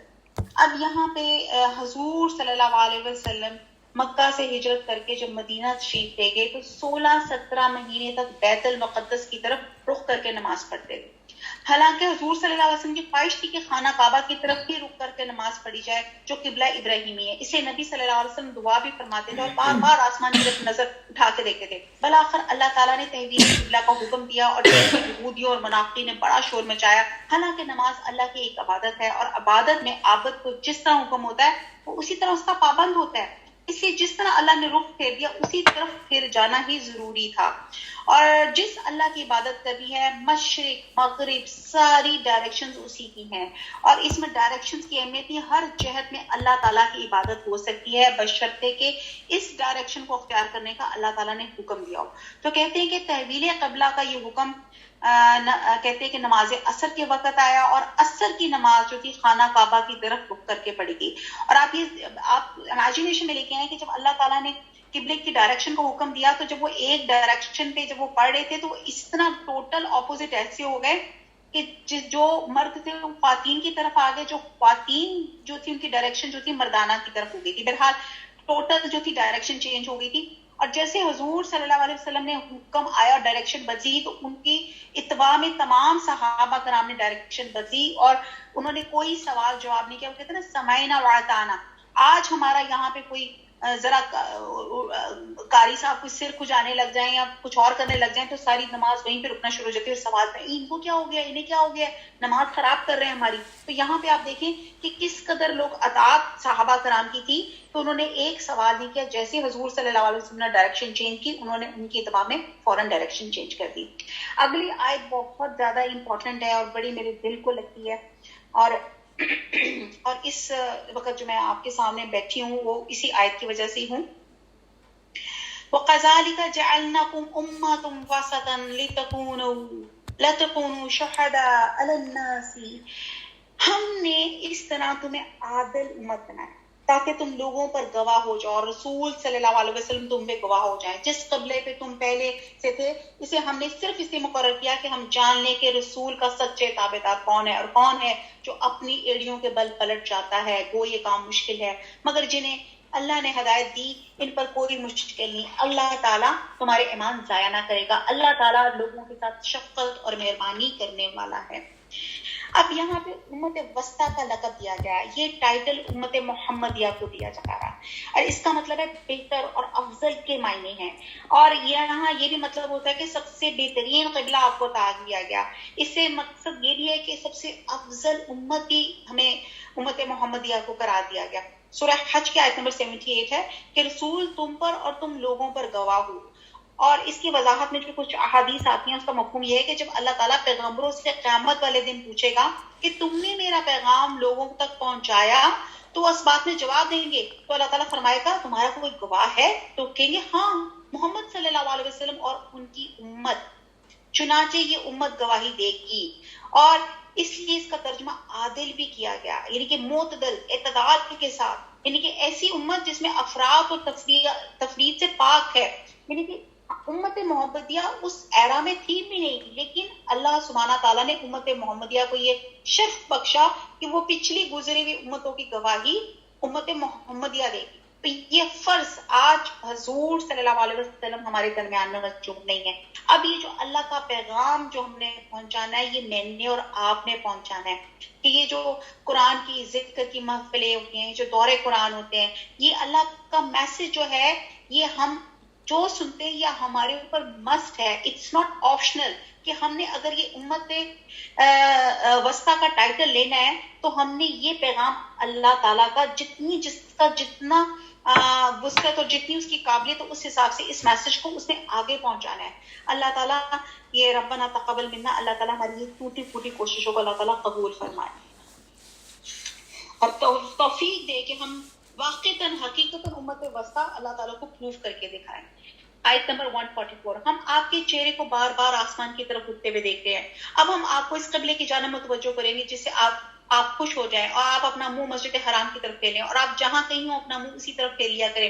اہل کتاب کو اس بات کہ اللہ کی طرف سے برحق ہونے کا قطعی علم ہے, اللہ تعالیٰ ان اعمال سے غافل نہیں جو یہ کرتے ہیں. آپ اگرچہ اہل کتاب کو تمام دلیلیں دے دیں, لیکن وہ آپ کے قبلے کی پیروی نہیں کریں گے, اور نہ آپ ان کے قبلے کو ماننے والے ہیں, اور نہ یہ آپس میں ایک دوسرے کے قبلے کو ماننے والے ہیں. اگر آپ باوجود کہ آپ کے پاس علم آ چکا پھر بھی ان کے خواہشوں کے پیچھے لگ جائیں گے, تو بے یقین آپ بھی ظالموں میں سے ہو جائیں گے. اور جنہیں ہم نے کتاب دی ہے وہ تو اسے ایسے پہچانتے جیسے کوئی اپنے بچے کو پہچانے. ان کی ایک جماعت حق کو پہچان کر پھر چھپاتی ہے. اب یہاں پہ وہی چیز ہو رہی ہے کہ جب قبلے کی ڈائریکشن آئی اور بار بار لوگوں کو جو تھا تھوڑا سا ہو رہا تھا کہ یہ کیوں ہو رہی ہے, پھر آیت نمبر 47 میں ہے, آپ کے رب کی طرف سے یہ سراسر حق ہے, خبردار آپ شک کرنے والوں میں سے نہ ہونا. فاستبقوا الخیرات, ہر شخص ایک نہ ایک طرف متوجہ ہو رہا ہے, تم نیکیوں کی طرف دوڑو, جہاں کہیں بھی تم ہو اللہ تمہیں لے آئے گا, اللہ تعالیٰ ہر چیز پہ قادر ہے. اب یہاں پہ اللہ تعالیٰ میسج دے رہے ہیں کہ نیکیوں کی طرف دوڑو. ہمارا کیا ہوتا ہے, ہم کسی کی طرف چل کے جانا ہمارے لیے گوارا نہیں. اللہ تعالیٰ کہہ رہا ہے کہ جب نیکیاں ہیں تو فاستبقوا الخیرات, نیکیوں کی طرف دوڑ لگا دو, کہ جتنا جو کچھ آپ کی, جو اللہ تعالیٰ نے صلاحیت, جو آپ کو مال جان جو کچھ دیا, وہ اللہ تعالیٰ کی چیز اللہ تعالیٰ کے راستے پہ لگا دیں. اور اللہ تعالیٰ کا اختیار ہے, اللہ تعالیٰ اگر چاہے تو یہ صلاحیتیں لے بھی سکتا ہے. اگر ہم اللہ تعالیٰ کی راہ میں لگائیں گے تو انشاءاللہ تعالیٰ ان صلاحیتوں میں, ان مالوں میں اللہ تعالیٰ برکت دے گا. اور یہاں پہ مسلمانوں کو کہا گیا ہے کہ تم خیرات کی طرف سبقت کرو, یعنی کہ نیکی اور بھلائی کے راستے پہ گامزن رہو, اور یہ وہی الہی اور اتباع رسول صلی اللہ علیہ وسلم کا راستہ ہے. اچھا جی آگے چلتے ہیں. اور خاص طور پہ اس رمضان میں تو ہم نے نیکیوں کی جو ہے نا باقاعدہ لسٹ بنا لیں گے, ہم نے یہ کام یہ نیکیاں کرنی ہیں. اور نیکیوں میں دوڑ لگانے کی ایک چھوٹی سی میں اکثر مثال یہ دیتی ہوں کہ جب ایک ماں بیٹھی ہوتی ہے اور کھانستی ہے اور وہ ایک دم بچے کی طرف دیکھتی ہے کہ کون مجھے پانی لا کے دے گا, اور کہہ بھی دیتی ہے کہ جاؤ احمد جا کے پانی لا کے دو, تو وہ احمد دوسری بھائی کو کہتا ہے یار تو کچن کے پاس بیٹھا ہے, تو جا کے لیا. اور وہ اتنی تکرار میں ایک بچہ جس کو ماں سے محبت ہوگی بن کہے بھاگ کے جائے گا اور جا کے پانی لے گا, اماں جی پانی لے. تو یہ ہوتا ہے نیکیوں میں دوڑ. مطلب جو ایک دوسرے کو دیکھنے کی بجائے یہ دیکھیں کہ نیکیوں میں میں کیسے سبقت لے جا سکتا ہوں. یہ ہمارا موٹو ہونا چاہیے انشاءاللہ تعالیٰ اس رمضان میں. فاستبقوا الخیرات. آیت نمبر 149. آپ جہاں سے نکلیں اپنا منہ نماز کے لیے مسجد حرام کی طرف کر لیا کریں. یہی حق ہے آپ کے رب کی طرف سے. جو کچھ تم کرو اس سے اللہ تعالیٰ بے خبر نہیں. اور جس جگہ سے آپ نکلیں اپنا منہ مسجد حرام کی طرف لے لیں, اور جہاں کہیں تم ہو اپنا چہرہ اسی طرف کیا کرو تاکہ لوگوں کو کوئی حجت تم پر باقی نہ رہ جائے سوائے ان لوگوں کے جنہوں نے ان میں سے ظلم کیا ہے. اور تم ان سے نہ ڈرو, مجھ ہی سے ڈرو تاکہ میں اپنی نعمت تم پر پوری کروں, اور اس لیے بھی کہ تم راہ راست پاؤ. اب آپ یہ دیکھتے ہیں کہ قبلے کی طرف منہ پھیرنے کا حکم 3 مرتبہ دہرایا گیا, جس سے اس کی تاکید اور اہمیت جو ہے اس کی امپورٹنس واضح ہو جاتی ہے. اور یہ اس کا وجوہات کیا تھی کہ جو کیونکہ 16-17 مہینے جو لوگ ایک بیت المقدس کی طرف کر کے نماز پڑھ رہے تھے, تو ان کا یہ خلجام دور کرنے کے لیے ضروری تھا کہ بار بار ان کو رپیٹ کیا جائے. اور ایک وجہ یہ تھی کہ نبی صلی اللہ علیہ وسلم کی مرضی اور خواہش تھی کہ قبلہ کو چینج کیا جائے. اور دوسرا یہ تھی کہ ایک مستقل ایک سینٹر ایک مرکز موجود ہو جہاں پہ تمام مسلمانوں کو کہ ہاں ہم اس طرف منہ کر کے اللہ کی جو نماز یا اللہ تعالیٰ کی عبادات کرتے ہیں. اور پھر تیسری یہ تھی کہ مخالفین کے اعتراض کا ازالہ تھا. بہت زیادہ ان کو جو اعتراض تھا اس کا یہاں پہ جو تھا ازالہ اللہ تعالیٰ نے کیا کہ جو ہم کیا ہیں, ہم تمام مسلمان جو ہیں ایک رخ اور ایک قبلے کی طرف ہو کے ہم نماز پڑھتے ہیں تاکہ سب کی جو حجت ہے وہ ختم ہو جائے جو لوگ اعتراض کرتے تھے. آیت نمبر 51. جس طرح تمہیں میں سے رسول بھیجا جو ہماری آیتیں تمہارے سامنے تلاوت کرتا ہے اور تمہیں پاک کرتا ہے, تمہیں کتاب اور حکمت اور وہ چیزیں سکھاتا ہے جن سے تم بے علم تھے, اس لیے تم میرا ذکر کرو میں بھی تمہیں یاد کروں گا. میری شکر گزاری کرو اور ناشکری سے بچو. فاذکرونی اذکرکم واشکروا لی ولا تکفرون. اب آپ یہاں پہ دیکھیں کیسے اللہ سبحانہ تعالیٰ میسج دے رہے ہیں کہ تم مجھے یاد کرو میں تمہیں یاد کروں گا. وہ کسی نے بندے نے پوچھا اے اللہ تعالیٰ کو مجھ سے کتنی محبت ہے, اے مجھے کسی طرح ایسے پتا چل جائے کہ اللہ تعالیٰ مجھ سے اتنا پیار کرتا ہے. تو پھر کسی ولی اللہ نے جواب دیا اچھا تو پھر تم اپنے دل میں جھانکو تم اپنے اللہ سے کتنی محبت کرتے ہو, جتنی تم اللہ سے محبت کرتے پھر اللہ بھی تم سے اتنی محبت کرتا ہے. تو پھر اپنے دلوں میں جھانکو, اپنے دلوں میں دیکھیں کہ میں اپنے اللہ کو میں کیسی محبت کرتی ہوں اس سے. اور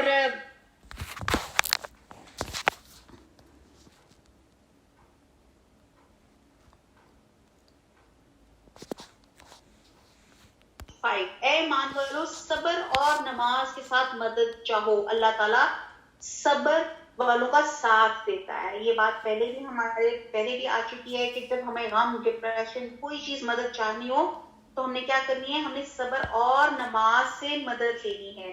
حدیث میں آتا ہے کہ مومن کا معاملہ بھی عجیب ہے, اسے خوشی پہنچتی ہے تو اللہ کا شکر ادا کرتا ہے, تکلیف پہنچتی ہے تو صبر کرتا ہے, اور دونوں ہی حال کے اس کے لیے خیر ہیں.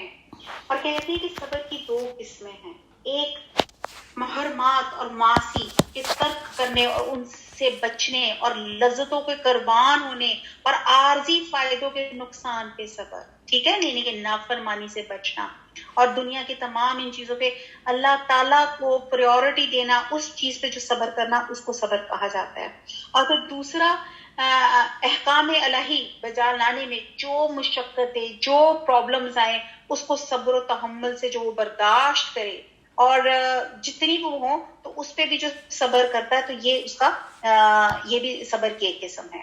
تو اللہ کی پسندیدہ باتوں پہ عمل کرنا, چاہے وہ نفس و بدن پہ کتنی بری گراں گزرتی ہوں, اللہ کی ناپسندیدہ باتوں سے بچنا, چاہے خواہشات اور لذت اس کو کتنا بھی اس کو گناہ یا تمام چیزیں اٹریکٹ کرے تو یہ تمام چیزیں جو ہیں آپ کے صبر ہی کے اندر آ جاتی ہیں. اللہ سبحانہ تعالیٰ ہم سب پہ عافیت اللہ تعالیٰ دے ہم سب کو. آیت نمبر نیکسٹ ہے کہ اور اللہ تعالیٰ کی راہ کے شہیدوں کو مردہ مت کہو, وہ زندہ ہیں لیکن تم نہیں سمجھتے. اب یہاں پہ پھر ایک امپورٹنٹ بات آ جاتی ہے کہ شہداء کو مردہ نہ کہنا, ان کو اسی طرح ان کو رسپیکٹ دینا. یہ زندگی برزخ کی زندگی جسے ہم سمجھنے سے کافر ہیں, اور کہا جاتا ہے، بعض روایات میں آتا ہے کہ مومن کی روح بھی ایک پرندے کے جوف یا سینے میں جنت میں جہاں چاہتی ہے پھرتی ہے۔ تو بہرحال یہاں پہ بڑا ایک لیسن ہے کہ شہیدوں کو مردہ مت کہو، وہ زندہ ہیں۔ آیت نمبر 55، اور ہم کسی نہ کسی طرح تمہاری آزمائش ضرور کریں گے۔ اب اللہ تعالیٰ نے اس آیت میں ایک چیز بتا دی کہ nobody has a perfect scenario۔ ہر بندے کو اللہ تعالیٰ نے کسی نہ کسی طرح سے آزمایا ہوا ہے۔ اس آیت میں پڑھتے جائیں کیونکہ ٹائم شارٹ ہے، اور ساتھ ساتھ دیکھتے جائیں کہ واقعی اللہ تعالیٰ نے ہر ایک کو کیسے کیسے آزمایا ہوا ہے۔ اور انشاءاللہ تعالیٰ جو ہماری ڈیٹیل تفسیر کی کلاس ہوگی اس میں ہم ہر ایک بات کو اسپیکٹ کو ڈیٹیل سے پڑھیں گے۔ تو ابھی ہم دیکھتے ہیں کہ آیت نمبر 155، اور ہم کسی نہ کسی طرح تمہاری آزمائش ضرور کریں گے، دشمن کے ڈر سے، بھوک پیاس سے، مال اور جان اور پھلوں کی کمی سے، اور ان صبر کرنے والوں کو خوشخبری دے دیجئے جنہیں جب بھی کوئی مصیبت آتی ہے تو وہ کہہ دیتے ہیں انا للہ و انا الیہ راجعون، ہم تو خود اللہ تعالیٰ کی ملکیت ہیں اور ہم اسی کی طرف لوٹنے والے ہیں۔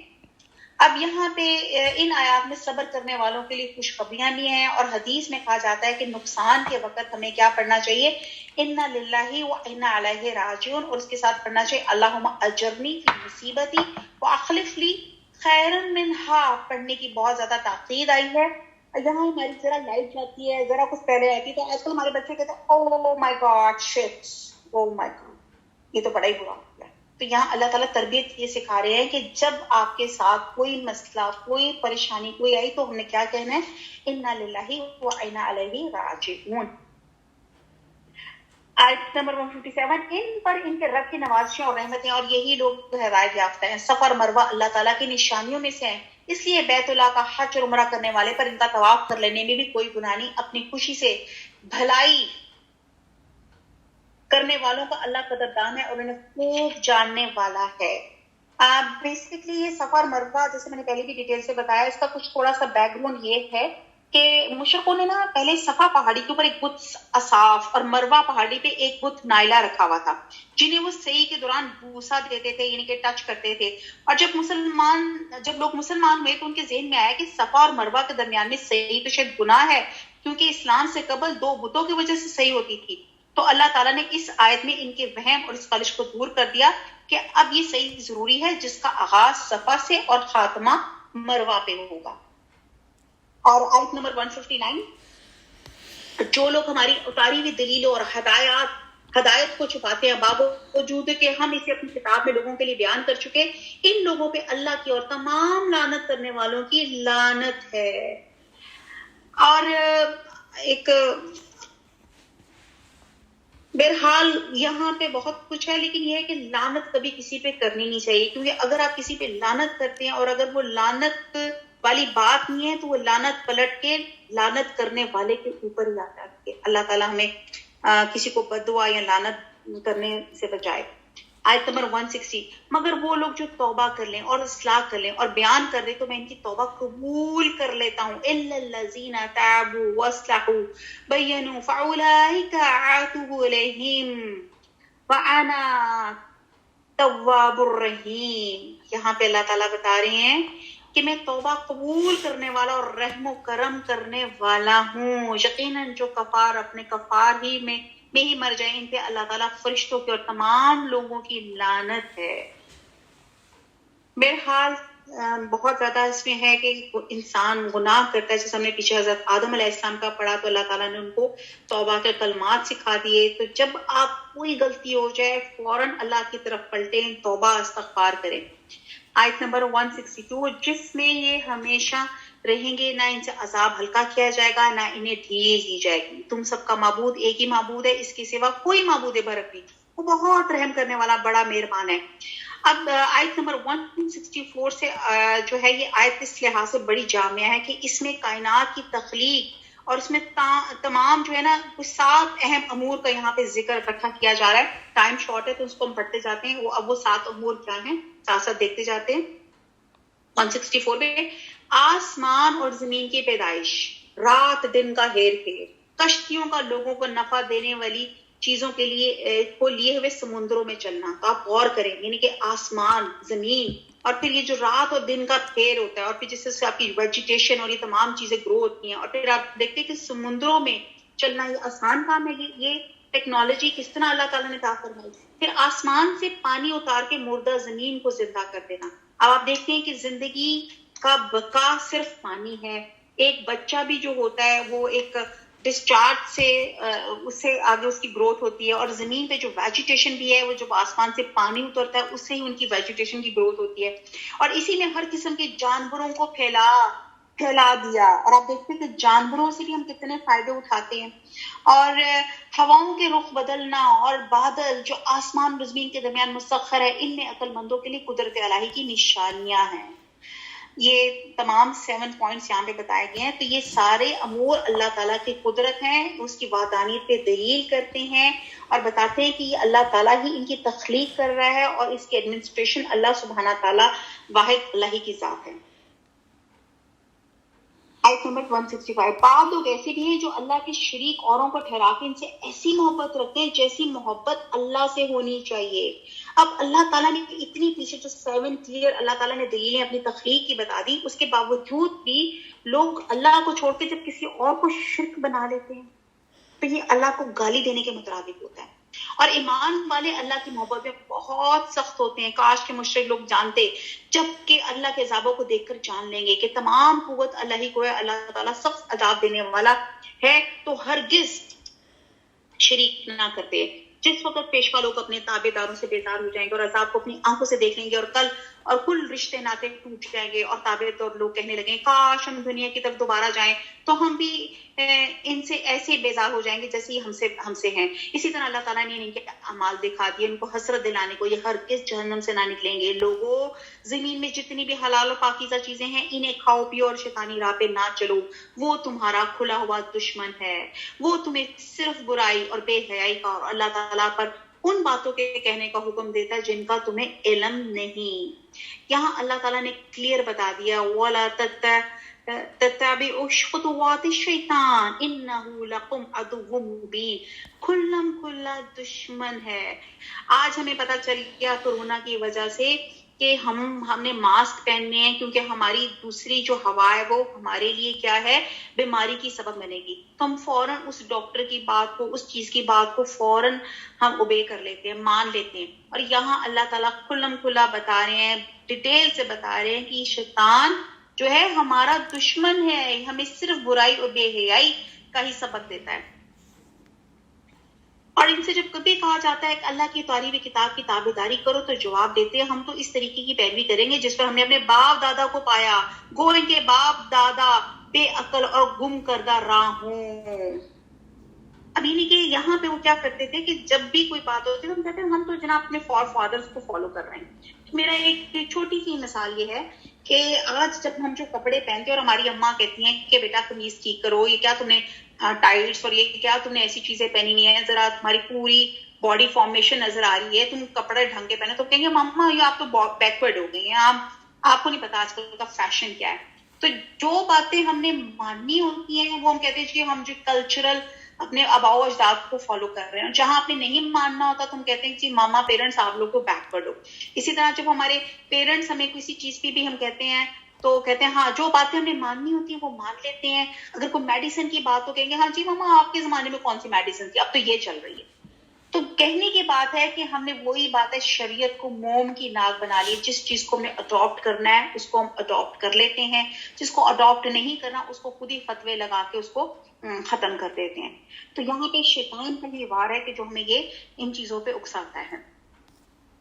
اور ان سے جب بھی کہا جاتا ہے کہ اللہ تعالیٰ, ہاں جی آیت نمبر 171, کفار کی مثال ان جانوروں کی طرح ہے جو اپنے چرواہے کی صرف پکار اور آواز ہی کو سنتے ہیں, سمجھتے نہیں, وہ بہرے گونگے اور اندھے ہیں, انہیں عقل نہیں.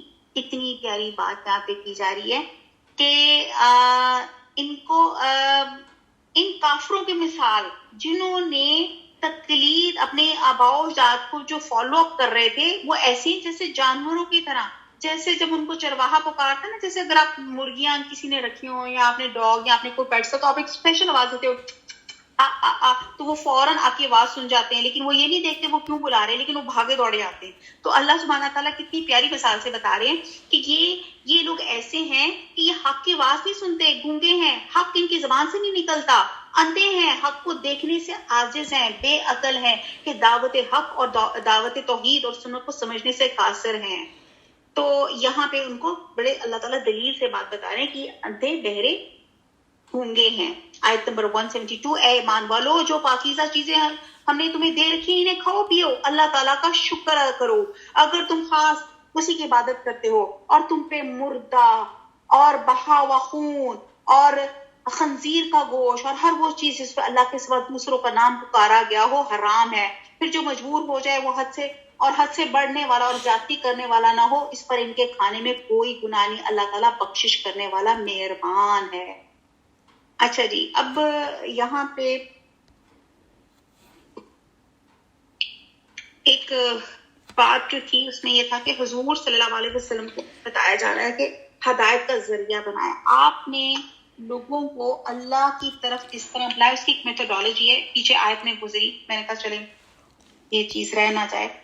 اور وہ کیا تھا؟ نمبر 1، آپ نے تلاوت آیات یعنی کہ اللہ کا کلام پڑھ کے سنایا. دوسرا، تزکیہ کیا، تربیت کی.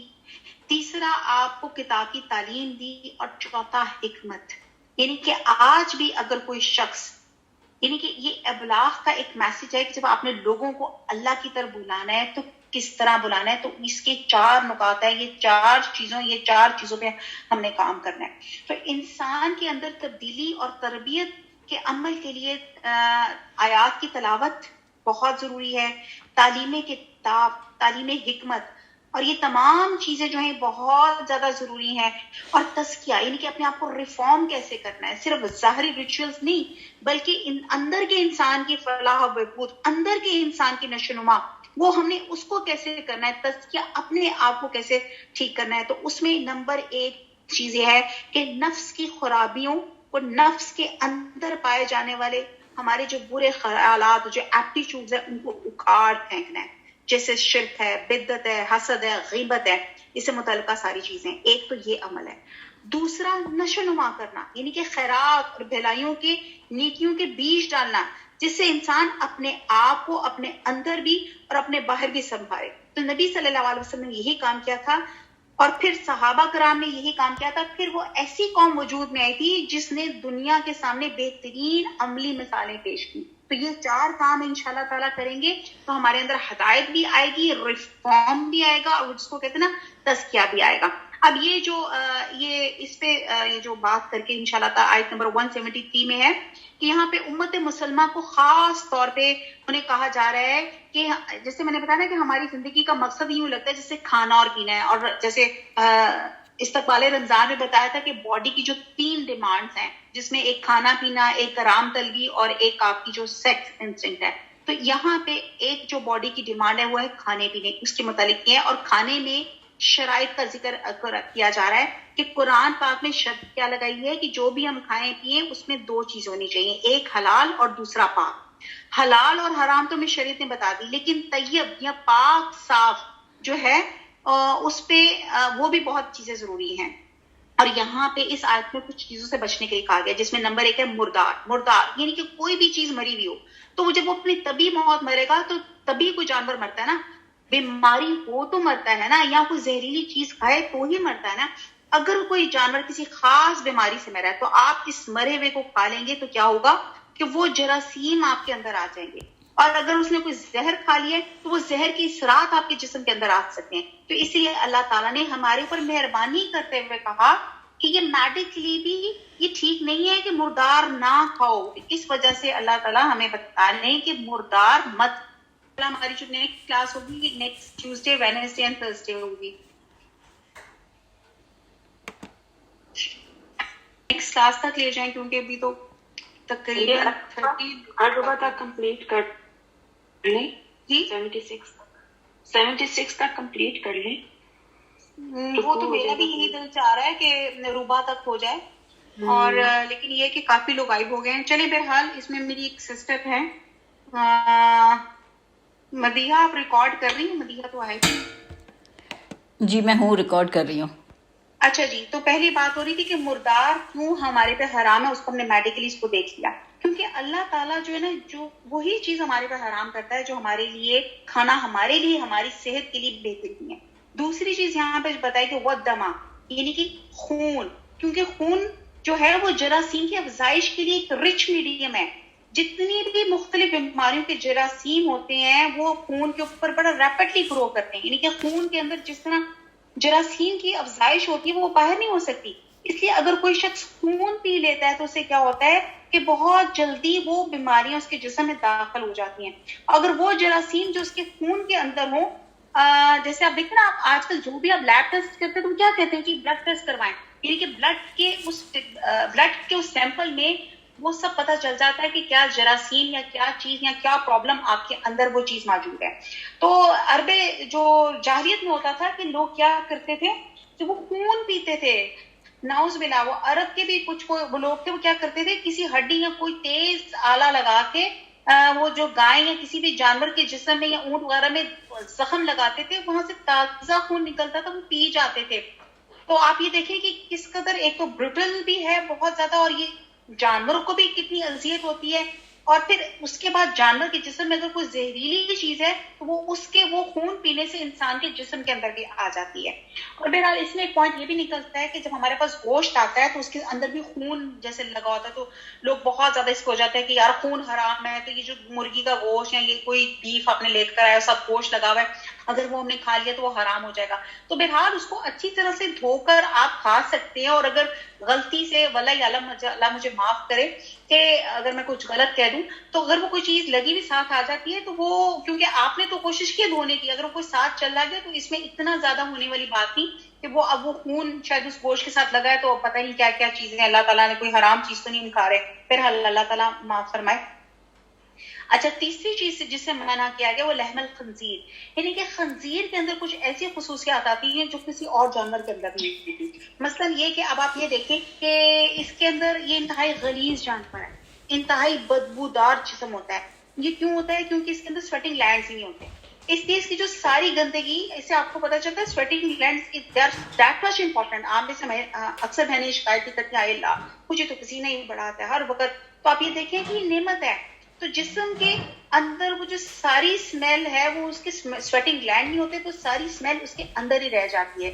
اور پھر سویٹنگ گلینڈ سے کیا ہوتا ہے؟ ڈیٹاکسیفیکیشن بھی ہوتی ہے، تو زہریلے مادے بھی جسم سے باہر نہیں نکلتے، وہ بھی اس کے اندر ہی رہ جاتے ہیں. اور کہتے ہیں اس کے جسم میں کچھ بیکٹیریاز ہوتے ہیں جو عام جانوروں کے مقابلے میں زیادہ سخت ہوتے ہیں، اور ان کو پکانے سے بھی وہ پکتے نہیں ہیں، کیونکہ وہ بیکٹیریاز کے ہوتے ہیں چھوٹے چھوٹے شیلز کے اندر ہوتے ہیں، اور وہ مطلب وہ کہتے ہیں وہ پکتے نہیں ہیں.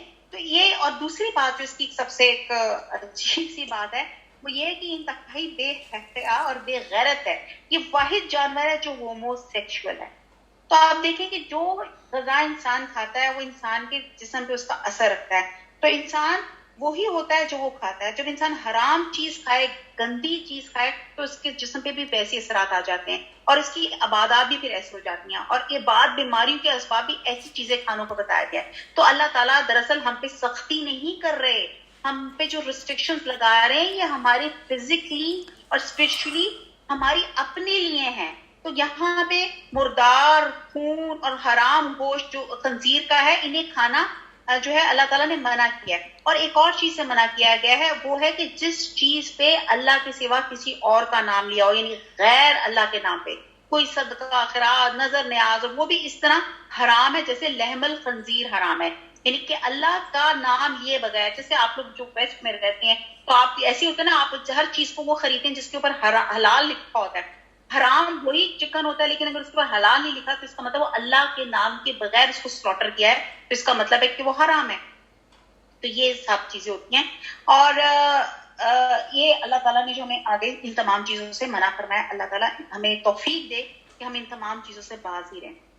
اچھا جی، پھر اس کے بعد کہا گیا ہے کہ ہاں ایک ایکسیپشن ہے کہ اگر آپ کوئی ایسی سچویشن میں ہو، آپ ایک ڈیتھ بیڈ پہ ہو، یا آپ ایک ایسی جگہ موجود ہو کہ جہاں پہ کھانے پینے کی کوئی چیز نہیں ہے، جیسے آپ وہ کوئی ملبہ گر جاتا ہے، آپ کسی زلزلے میں کوئی کسی عمارت کے نیچے آپ دب جاتے ہیں، کسی ایسی جگہ پہ آپ یا ایسی صحرا یا ایسے جنگل میں چلے جاتے ہیں جب آپ کی تمام کھانے پینے کی چیزیں ختم ہو گئی ہیں تو پھر اللہ تعالیٰ تب اجازت دیتے ہیں کہ تب اتنی سی چیز کوئی کھا لیں جس سے آپ کی زندگی جو ہے اس کو آپ کو بقا مل سکے.